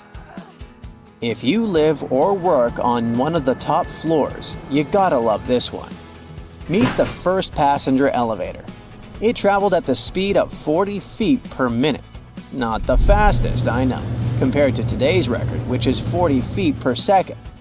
But hey, it was built back in 1857 in New York and was more of a tourist attraction than a necessity. The elevator had a steam engine hidden in the basement of a 5-story building. 3 years later, they shut it down because the public didn't appreciate it. Otis Tufts filed the first patent for a vertical railway around the same time. His invention included an actual car with a bench inside for people to sit on. Sounds like a great spot to hang out with friends to me. What do you say? Then they started adding elevators to luxurious hotels around the world. They were entire rooms with a rich design, upholstered seats and mirrors on the walls, and sometimes even a small chandelier. There was an obligatory operator who'd close the door and the car would start its super slow ascent. It was still more about style than about speed, so I guess I'd choose the stairs. Consider the Great Pyramids, one of the original 7 wonders of the world and the only one that still exists today. Did you know that the pyramids of Giza weren't the only pyramids out there? And they weren't even the first ones. First, there were the pretty good pyramids, but they didn't catch on. Nah, I made that up. Back to the story. In ancient Egypt, it was believed that kings were chosen by gods to serve on earth as their mediators. In the afterlife, they were expected to become gods themselves. The pyramid complex was built to make sure that the king had everything they might need in the afterlife. The complex included the pyramid, a palace, and temples. The tomb in the pyramid, where the king was buried, was filled with many things they might need, like furniture, food, and gold vessels. Actually, the first pyramid had been built 80 years before the first pyramid of Giza appeared. Overall, there were around 100 of them. Some weren't finished though, since the construction took a while and not every pharaoh lived long enough to see the end of the construction. And now let's talk about the construction itself. The biggest of the pyramids of Giza is as tall as a 40-story building. So how on earth did they manage to build a structure that massive 5,000 years ago, long before machines and other equipment appeared? Well, let's figure it out. So Pharaoh Khufu ascended the throne around 2575 BCE, and his architects started the construction of the oldest and biggest of the pyramids of Giza. He figured that over 2 million limestone blocks had to be used to build the pyramid, each weighing around 2.5 tons, around the weight of a rhino. The architect wanted to finish the construction in 20 years. To make it possible, a stone had to be carried and pushed into place every 4 minutes, 24 hours a day, 7 days a week, and 365 days a year, except leap year. So obviously, a lot of workers were needed to make it happen. Many believe that it was enslaved people who worked at the pyramid's construction site, but that's not true. Workers came from all over Egypt to contribute to the project. All in all, around 25,000 of them. The Egyptians were doing all kinds of work, starting with manual labor and crafting tools to administrative work. They all worked around 10 hours a day. They were housed and well fed, and they were overall living a more comfortable life than an average Egyptian could afford at that time. Supposedly, the builders lived in a nearby temporary city and were a highly organized community with a strong leader. The pyramids seemed to be designed to align with the points on a compass, and their sides symbolized the rays of the sun. But back at that time, there were no compasses. Ancient Egyptians figured out the directions themselves and with amazing precision. To align the pyramids, they used 2 constellations. The construction site was arranged on the west bank of the Nile River. This also had a symbolic meaning. Just like the sun sets in the west, life sets in the west as well. The second pyramid of Giza was for Khufu's son, Pharaoh Khafre. It's a bit smaller, but this one has the famous noseless statue of the Sphinx. Of course, originally it had a nose. I would tell you what happened to it, but it's still a mystery, and no one knows for sure. Sphinxes have the body of a lion and the head of a human. They were considered guardians of important areas. This famous Sphinx, also pronounced Sphinx, has the head of Pharaoh Khafre and is guarding his pyramid, facing the sunrise. The Sphinx is one of the biggest and oldest statues in the world. Originally, it not only had a nose, but was also painted. Scientists have discovered traces of the red color of its face. So, most likely, the Sphinx was painted red. There are also remains of yellow and blue color on its body. The statue definitely wasn't boring. Till around 1800, the Sphinx was buried up to its shoulders until an adventurer with a team of 160 men dug it out. But let's get back to the construction. The workers, of course, needed stone blocks. There were 2 main places where people could get these stones. One source was close to the construction site, but that fossil-lined yellow stone was only suitable for the pyramid's interior. The limestone blocks for the exterior were hauled from 8 miles away on 30-foot-long sleds. Apparently, it wasn't too hard to pull them. The sand mixed with the right amount of water was pretty slick, and 10 people could move a sled even with a rock weighing so much. Surprisingly, cutting off a block of limestone wasn't the biggest problem. When in the ground, it was soft and could be split relatively easy. But after getting exposed to the air, limestone hardens. So the most difficult part was to shape the blocks. That step was crucial because the smallest inaccuracies could lead to the whole pyramid collapsing. So, okay, those limestones were mined, carried on a sled, shaped, and then what? How could they be put into place? Well, this is still a mystery. Archaeologists have discovered the remains of a ramp system that dates back around the time the pyramids were being built.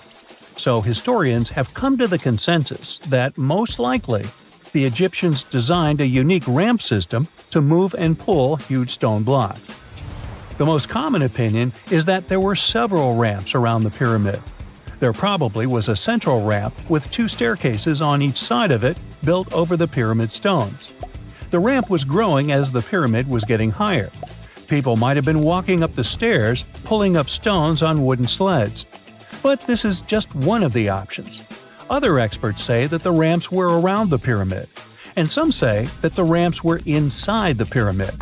Maybe we will never know for sure, and it'll forever remain a mystery. The exterior limestone of the pyramid was polished with sand and stone until it gleamed. On top, there was a gold and silver capstone, which glimmered over Egypt like a second sun. So that's how it was 5,000 years ago. Now, about the interior. Surprisingly, there's not much inside the pyramid. Most of it is just solid stone with very little open space. But let's take a quick look inside. From the entrance, there are 2 stairways, one going down and the other going up. They take us to the chambers. There are 3 of them inside. Now, why is that? Apparently, throughout the whole construction, a burial chamber had to be prepared at all times, just in case a pharaoh kicked the bucket before the construction ended. So separate chambers were built one after another as the construction progressed. The last of them was the main one. It's called the King's Chamber. It's the one where Khufu is resting. It's the biggest room at the very heart of the pyramid, and there's a big passageway leading to it. It was likely used as a kind of elevator to move granite up to build the interior. Granite was also used to make 5 stories of support beams to ensure that the pyramid didn't collapse. And we can see that it worked since it's been standing for centuries. Unfortunately, none of these chambers have hieroglyphs on the walls. If you want to see the writings, you should go to the decorated tombs near the pyramids. Those pieces of art are depiction of ancient Egypt's culture and daily life. The texts allow researchers to study their language and grammar. The treasures that once were in the pyramids have been taken by people. There were also many secret tunnels and passages inside the pyramids, but even today, no one knows the whole plan of the interior. Scientists have been sending little robots with cameras inside for many years, but there's still a lot we don't know about the pyramids. Now they're trying to use an X-ray to scan the pyramids from the outside without going inside. So yeah, ancient Egyptians did create a mystery no one has been able to crack for 5,000 years already. One of the most unexplored and mysterious places on Earth is located in plain sight. It's one of the most majestic monuments of humankind. The wonder of the ancient world hides a secret that scientists and archaeologists still can't solve. This is the Great Sphinx of Giza in Egypt. The huge sculpture of a lion with a human head was carved out of rock about 4,500 years ago. Scientists still don't know the exact date of its creation and are also unaware of who built it and what for. There are many assumptions and theories, but none of them has been confirmed. Most people have seen this majestic sculpture either in photographs or in reality, but almost no one knows what's hidden underneath it. The statue of the Sphinx was carved from a single piece of limestone. It was painted. The remains of color pigment on the surface prove this. In the distant past, the Sphinx looked much brighter and more colorful than what we see now.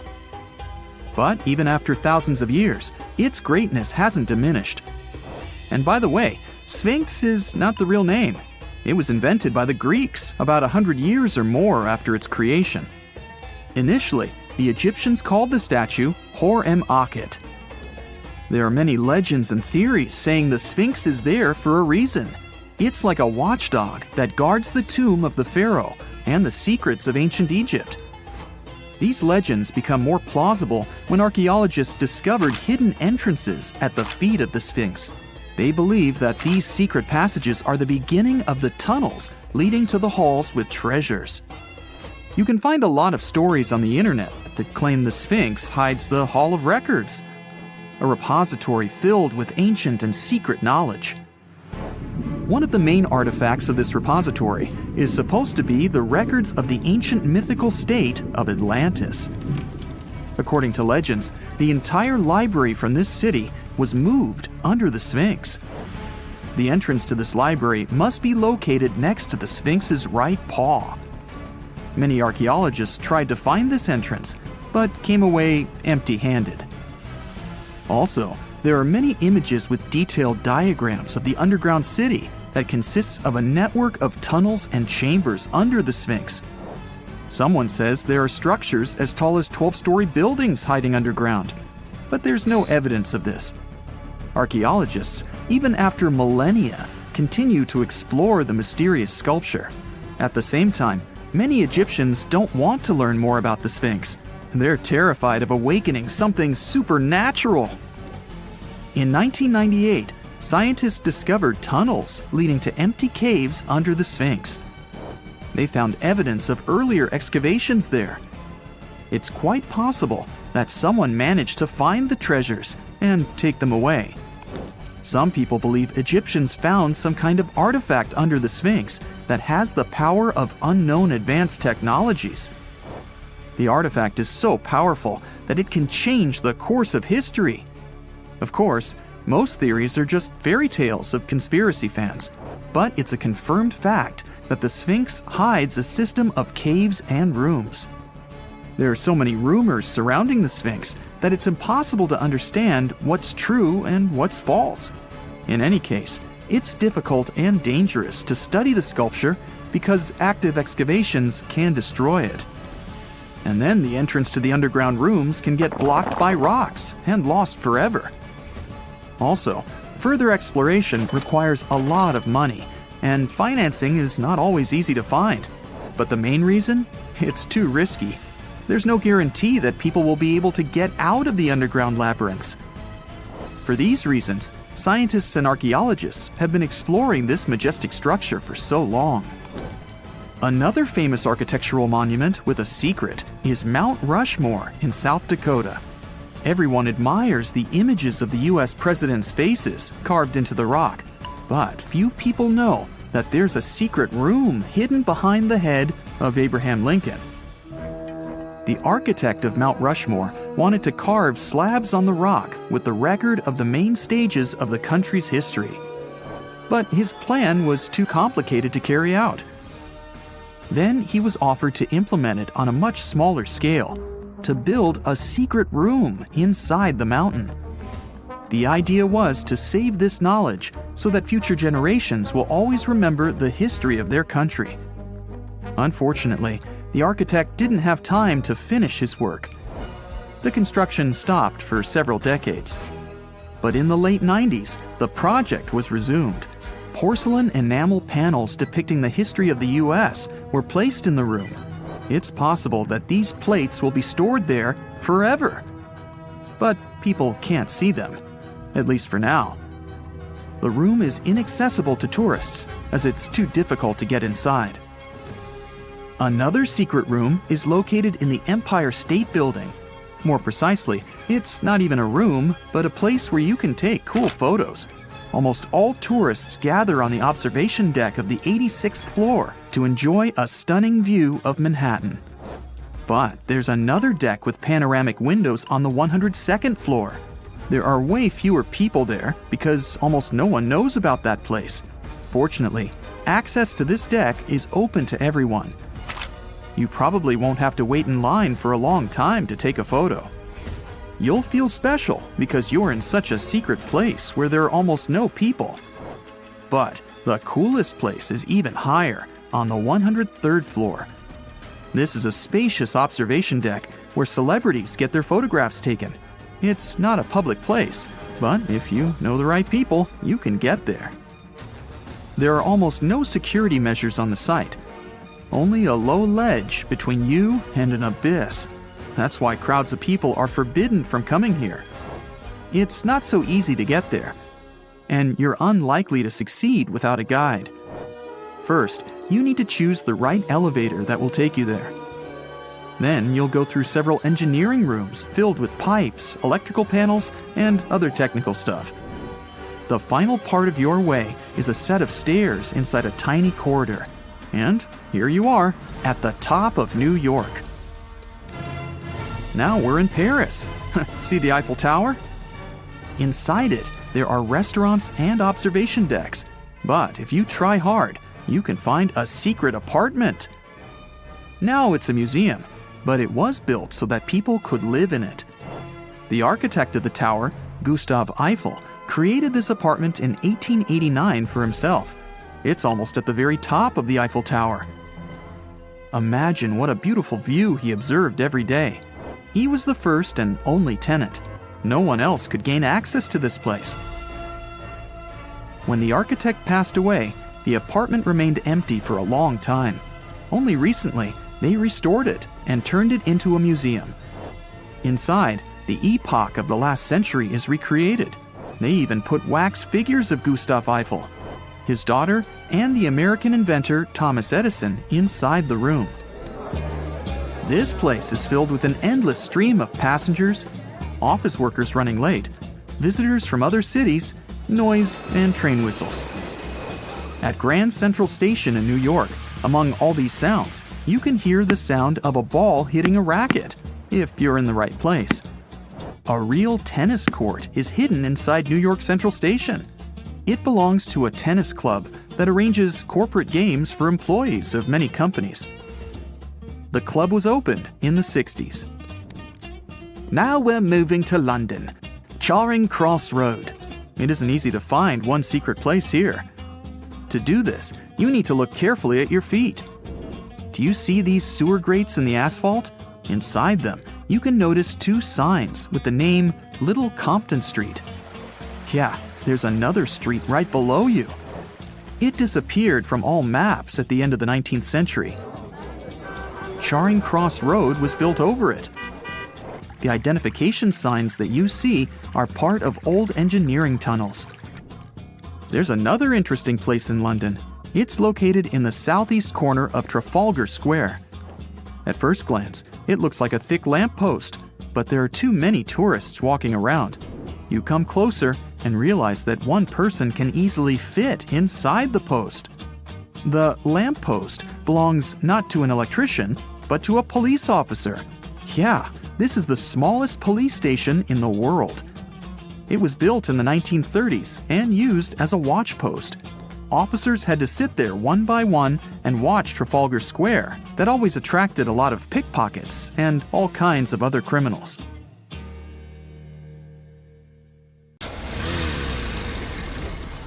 And now we're off to almost 5,000 years ago.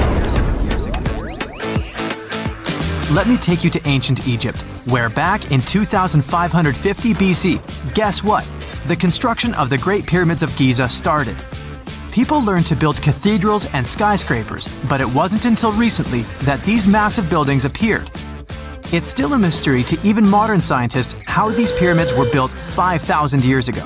No wonder they are one of the 7 wonders of the ancient world. They're also the oldest of them and the only wonder of the ancient world that still exists in the 21st century. It must have taken a lot of cooperation to build a thing that massive, even for today's metrics. But the Giza pyramids weren't the first pyramids ever. The first one, called the Step Pyramid, was built around 80 years before the first pyramid of Giza in 2630 BC for King Djoser. It wasn't meant to be extraordinary, but ended up being quite impressive. It was a pyramid of 6 stepped layers of stone. It was 204 feet high, which is as tall as a 19-story building. And it was the tallest building that existed at that time. It wasn't just a pyramid though, it was surrounded by a whole complex of buildings, including even courtyards. In ancient Egypt, people believed in the afterlife, so everyone, especially kings, wanted to make sure they had everything they needed to get ready for it. Here's why the pyramid complex was perfectly supplied with a lot of objects people used every day. The complex included a pyramid and a kind of a palace. Those buildings had many things the king loved and might need one day, like furniture, food, and gold vessels. After Djoser, building pyramids became common practice, but many pyramids weren't finished. It would usually take about 20 years to build one, but many rulers reigned way less than that. Overall, there are more than 100 pyramids. The most famous pyramids are the Great Pyramids of Giza. The first one and the biggest one was built for Pharaoh Khufu, around 2550 BC. Initially, it was 481 feet tall, which is as tall as a 40-story building.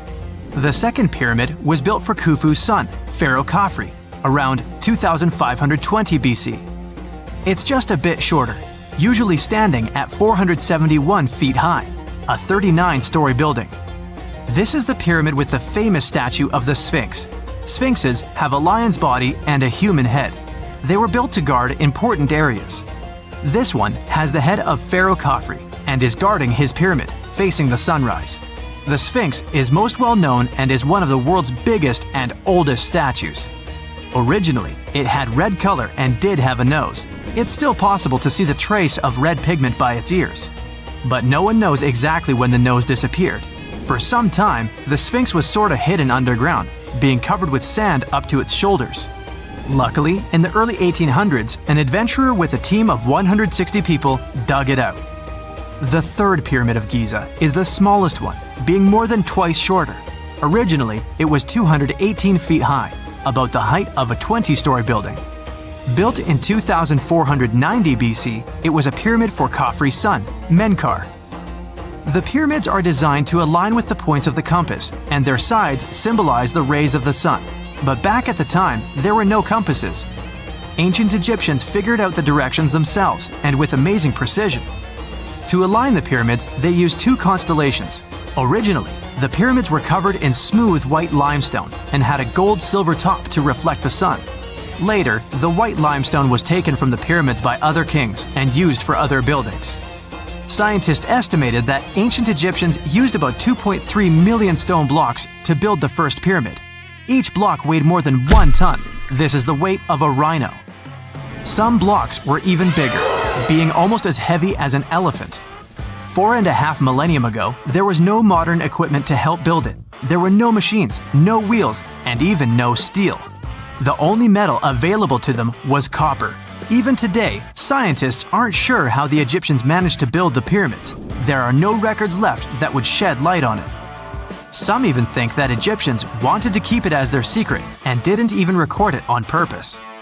Many believe that poor people and foreigners built the pyramids, but it's not true. Actually, the builders were very skilled workers, and they were fed and paid well. The archaeologists claim that the builders lived in a nearby temporary city and were a highly organized community with a strong leader. Scientists say that around 20,000 people worked on each pyramid complex, and it took about 20 years to build each. It probably was a national project. The construction site was large in resources, and food and essentials were likely to be contributed from all parts of Egypt. Even with all that support, it remains unclear how people managed to cut, transport, and assemble those huge stones. One of the theories suggests the stones were most likely transported on boats down the Nile River. Then, there was a harder part. They had to be moved to the construction site. For that, they probably used wooden sleds. It wasn't very hard to pull them because the sand mixed with the right amount of water was pretty slick. And 10 people could move a sled even with a rock weighing 1 ton pretty easily. Finally, one last problem. The stones had to be lifted and put into place. Archaeologists have discovered the remains of the ramps system that dates back to when the pyramids were built. Most likely, the Egyptians designed a unique system to move and pull huge stone blocks, but no one knows what it looked like exactly. The most common opinion is that there were several ramps around the pyramid to help move the blocks. The ramp was growing with the pyramid getting higher. They suppose people were walking up the stairs, pulling the stone on the wooden sled up in the middle on the sandy ramp. But this is just one of the options. Others say that the ramps were going around the pyramid. Some say the ramps were inside the pyramid. But we'll never know for sure, and it'll forever remain a mystery, just like the ancient Egyptians wanted. Surprisingly, there's not much inside the pyramids. Most of it is just solid stone with very little open space. But let's take a quick look inside the biggest of the pyramids of Giza.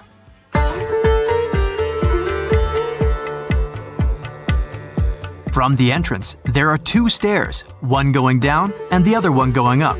The descending one takes you to a chamber located underground. That's where the pharaohs are, but not in this pyramid because Khufu wanted to stay higher. The underground room is partly unfinished, The room with Khufu's sarcophagus is called the King's Chamber.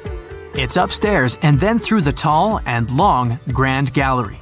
Below the King's Chamber, there's a room called the Queen's Chamber. There are no queens though, and no one is sure why the room is called this. Unfortunately, none of these have any hieroglyphs on the wall. They're just bare. If you want to see them, you should go to the other rooms that are decorated. Those pieces of art are depictions of ancient Egypt's culture and daily life. The texts allow researchers to study their language and grammar. Sadly, the treasures that once were here in the pyramid are long stolen. From that room, there are several tunnels for an unknown purpose. There are many tunnels and passages inside the pyramids. There are many chambers and shafts and secret ways. Scientists have been sending little robots with cameras there for some decades already.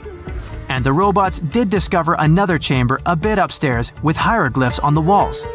But even today, much of the pyramids is still unknown, and there's no so-called building plan of the pyramids. Egyptians did create a mystery no one can crack for 4,500 years already. Scientists recently started to X-ray the pyramid to learn what's inside it without entering it and its narrow, mysterious tunnels. It's 1898, and you're taking part in excavations in Saqqara. This place, not far away from Cairo, is full of ancient tombs and pyramids. You're in your Indiana Jones mood and hope to find something really phenomenal to become famous. Gold, manuscripts, treasure maps, mummies of famous pharaohs. Wait, a wooden bird? You're really disappointed as it looks like a regular toy. An old one, but still. Little do you know that years later, someone would propose that your bird was actually an ancient monoplane. So the artifact, nicknamed the Saqqara bird, is made of a sycamore tree. The birdie has a wingspan of just 7 inches and weighs around 40 grams. A perfect original souvenir from Egypt, I would say. It's over 2,000 years old and looks pretty plain, without any carvings of feathers or other intricate ornaments. It has a beak and eyes though, which makes our find look like a hawk, the emblem of the deity Horus. Its tail is rather unusual as it's squared, looks weirdly upright, and it seems like the sunken part of it was the place for a now missing piece. Humans love solving a good mystery, so there have been several attempts to explain the use of the birdie. First, quite simply, is that it was a ceremonial object. The second idea is that it was a toy for a child from some well-off family. It could have been some sort of boomerang, which was a popular concept in ancient Egypt. Then there was a theory that the bird had been used as a weather vane. But this one has been debunked as the figure doesn't have any holes or markings, except for the one made at the museum in Cairo to fix the exhibit on a stick. So there was no way to hang it in the past.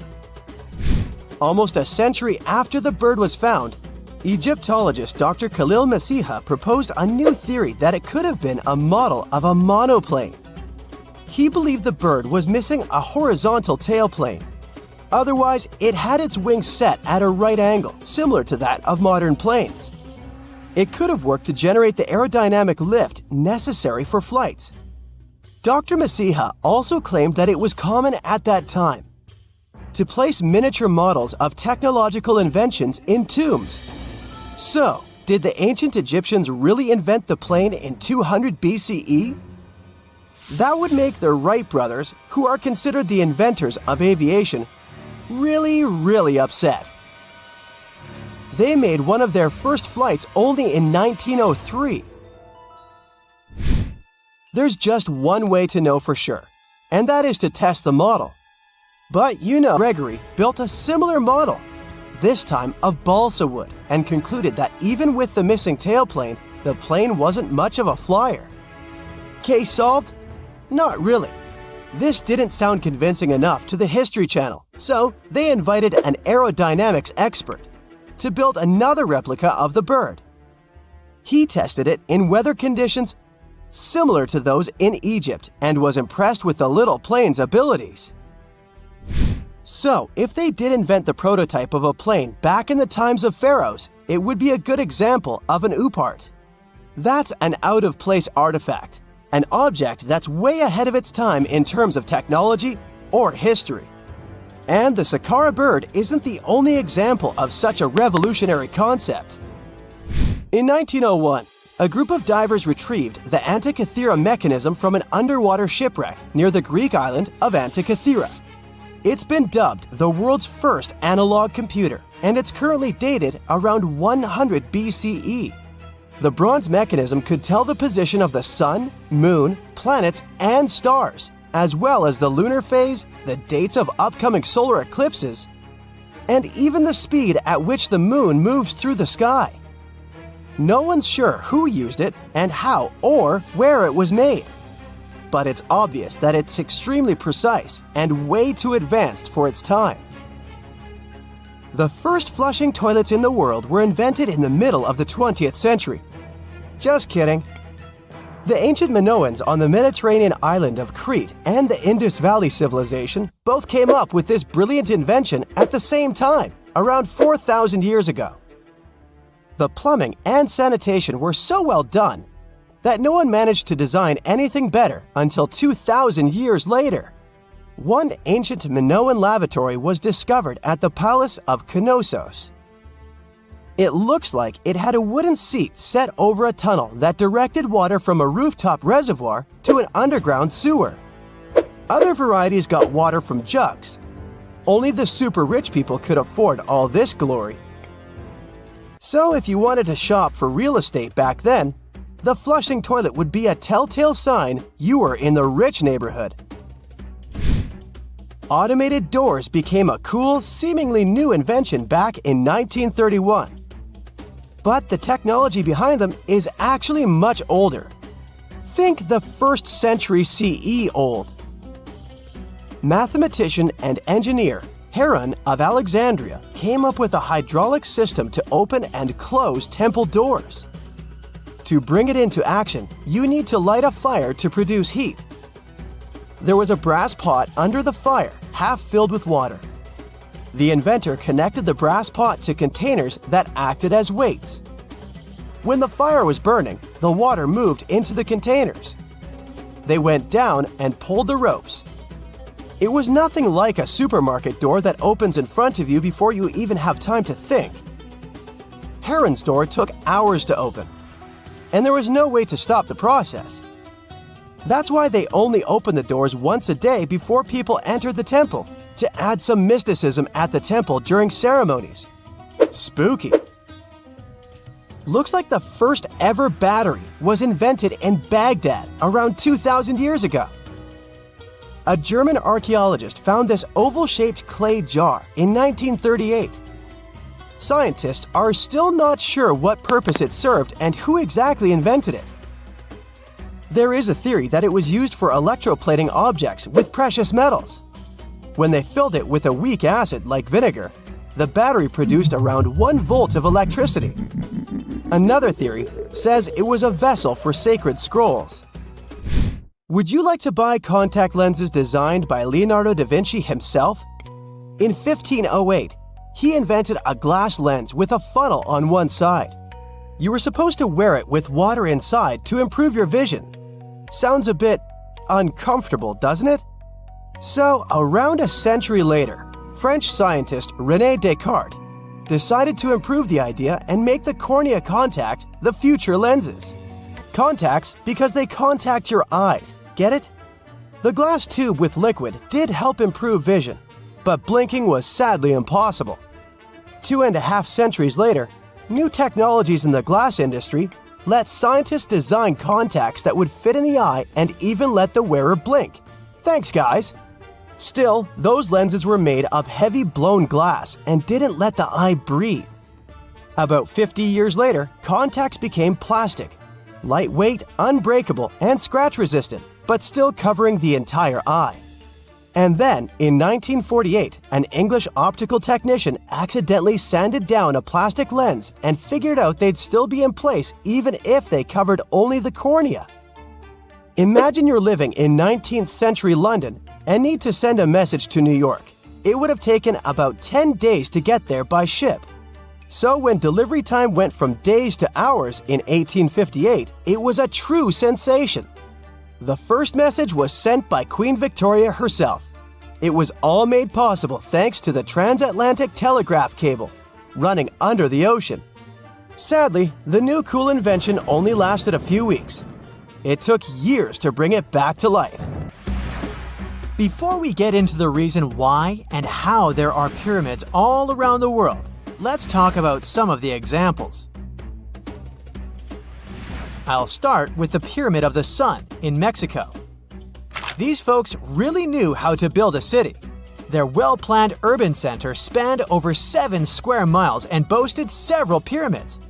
But the Pyramid of the Sun is the most impressive. This giant pyramid was built way back in 100 CE and is one of the biggest structures of its kind in the whole Western Hemisphere. It's so big that it's 216 feet high above the ground. If you ever find yourself in this ancient city, you won't be able to miss the Pyramid of the Sun. It's right there on the east side of the Avenue of the Dead, the city's main north-south street. To build this incredible pyramid, around 1 million cubic yards of material were used, including a special kind of red volcanic rock called hued tizontal. Impressive, huh? We don't know too much about the people who built the Pyramid of the Sun or its purpose. But archaeologists believe there was once a temple on top of it. When explorers went below the pyramid in the 1970s, they found a bunch of cool tunnels and chambers. In 2011, they even found a secret stash of clay pots, obsidian pieces, animal bones, human figurines, and a mask. Who knows what other secrets the pyramid is hiding? If you decide to see this one, you must climb the pyramid using the 248 uneven steps on the west side. Watch your step. Sudan got some pyramids too. Nubian pyramids aren't as big as the ones in Egypt, but they still got around 200 of them. These ancient pyramids have been home to the tombs of the pharaohs of the Meroitic Kingdom for almost 1,000 years, who ruled Egypt from Nubia to the Mediterranean Sea. The pyramids at Meroe were constructed using granite and reddish sandstone.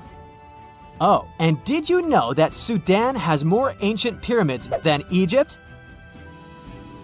The Kushite pyramids depict the indigenous architecture and burial traditions of Nubia's Napata and Meroe kingdoms, which ancient Egypt influenced.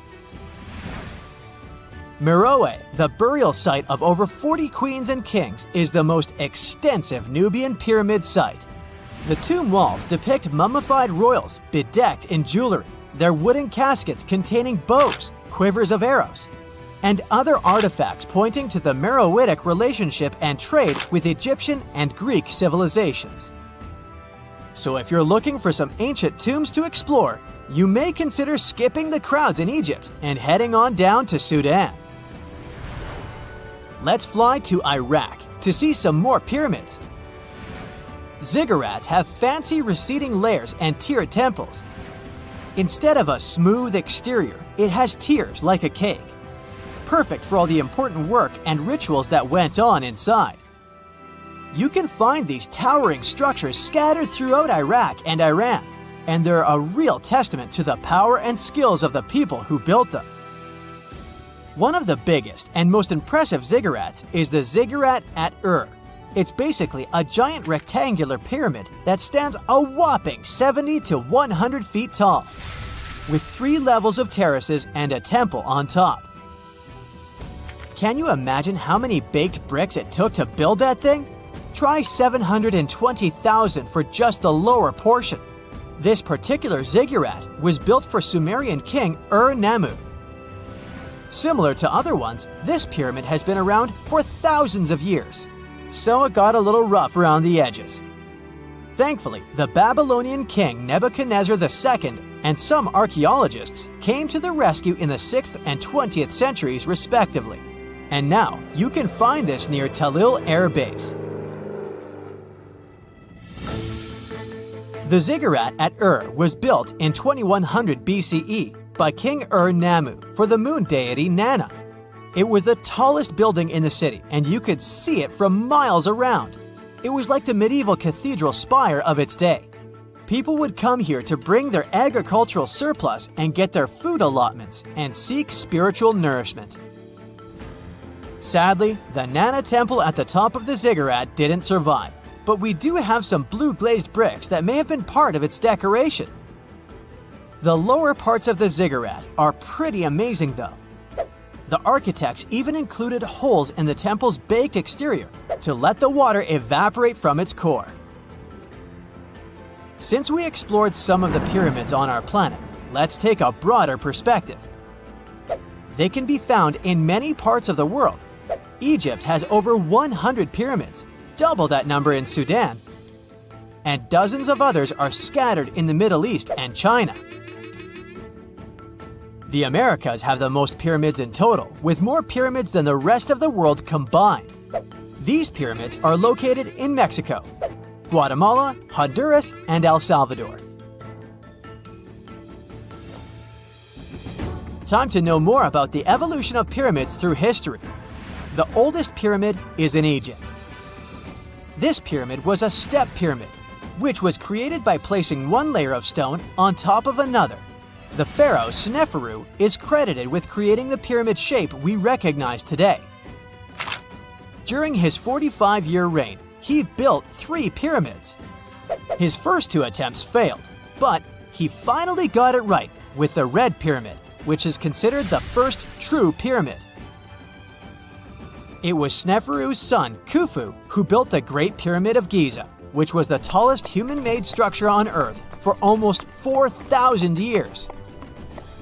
Latin American pyramids are similar to early Egyptian step pyramids, but they were built independently, with no knowledge of each other. The pyramids in Sudan were built around 700 BCE and are tall, but much narrower than those in Egypt. How in the world did all these civilizations build these things without even texting each other? After all, the Aztecs, Mayans, and ancient Egyptians were about as different as possible. But despite their cultural differences, they all seem to agree on one thing. Pyramids were pretty cool. Step pyramids are all around the world because they were the most feasible and stable way to build large and tall structures without access to lighter building materials like wood and metal. The triangular form with a square base is the best way to build a sturdy structure, and having a cube structure would require more material for less height. Now, when it comes to pyramid design, the Egyptian pyramids were like giant triangles with a square base, smooth sides, and a pointy top.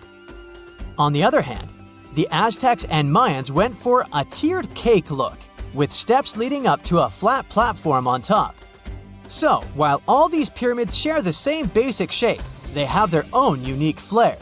Each group built its pyramids using different materials, techniques, and slope angles.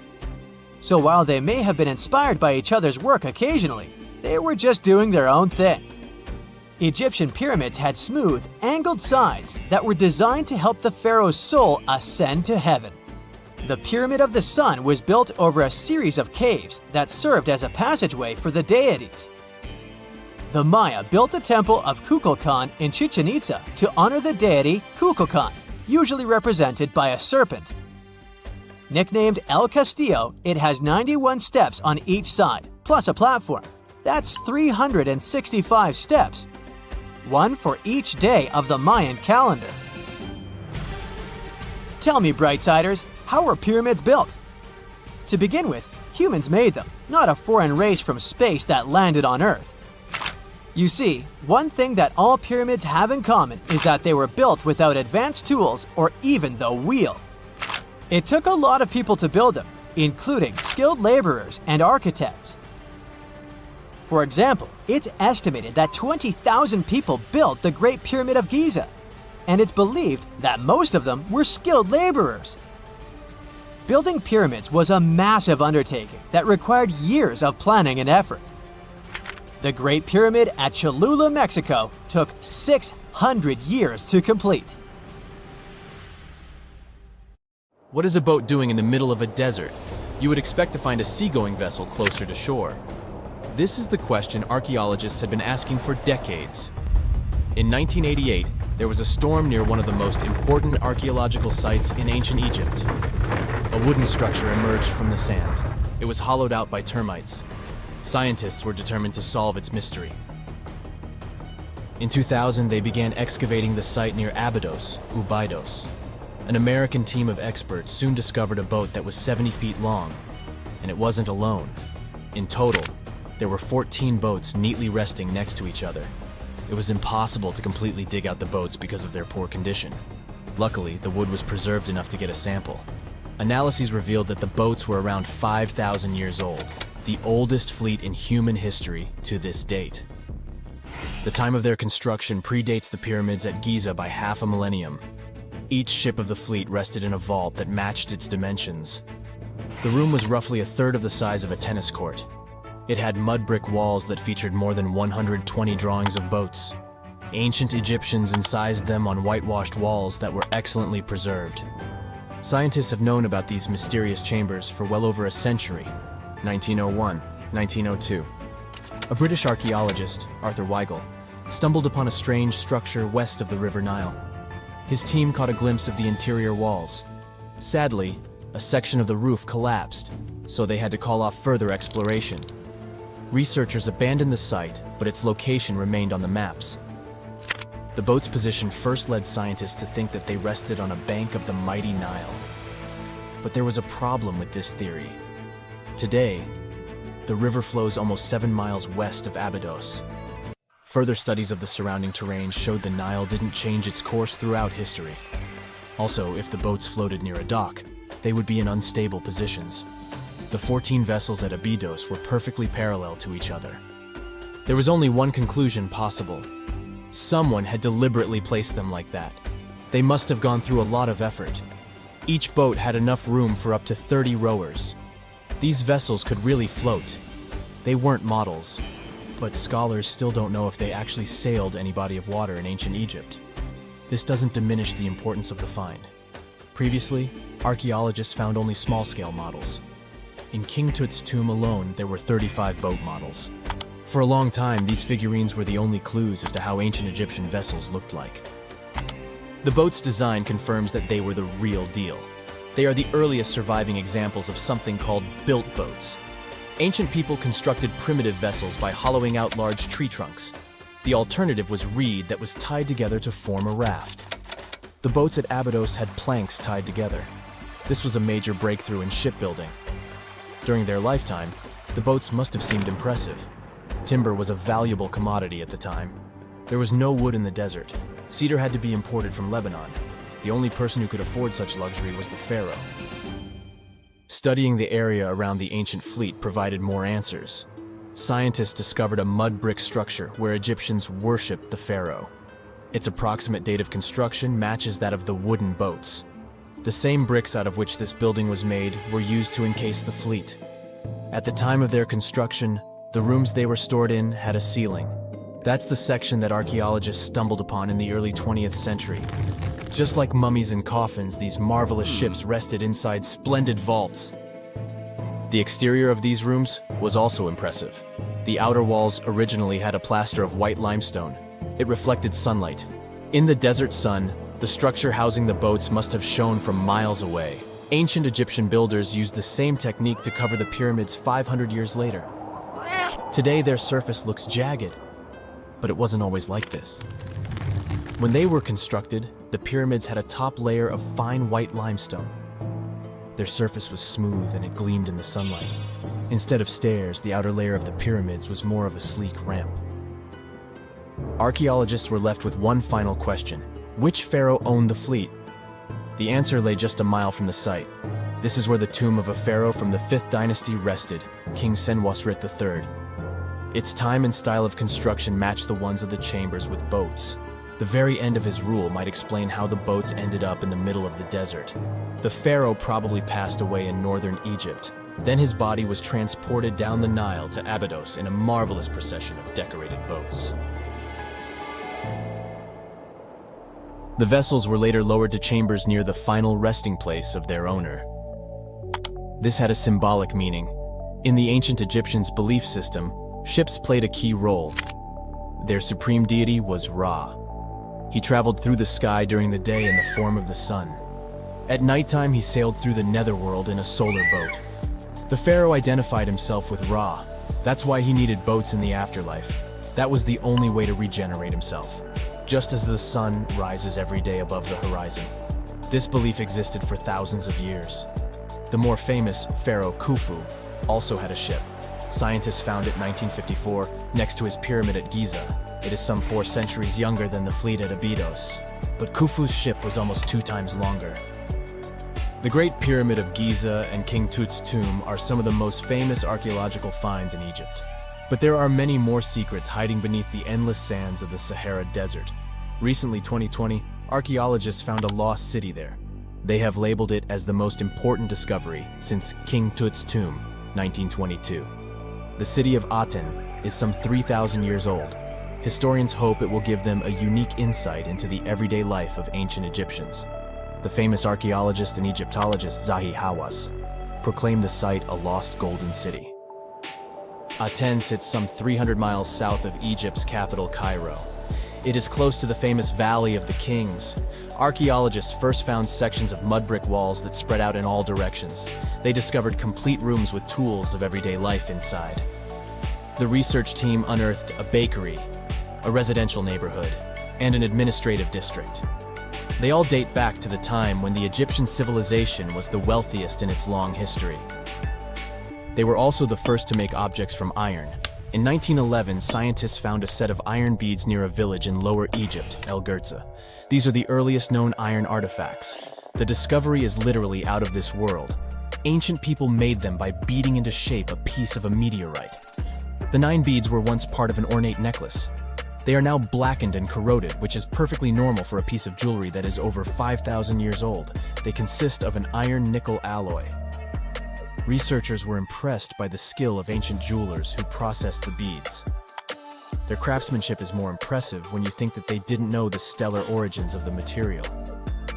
The Great Pyramid of Giza also has a remarkable feature. An international research group investigated the electromagnetic response of the structure to radio waves.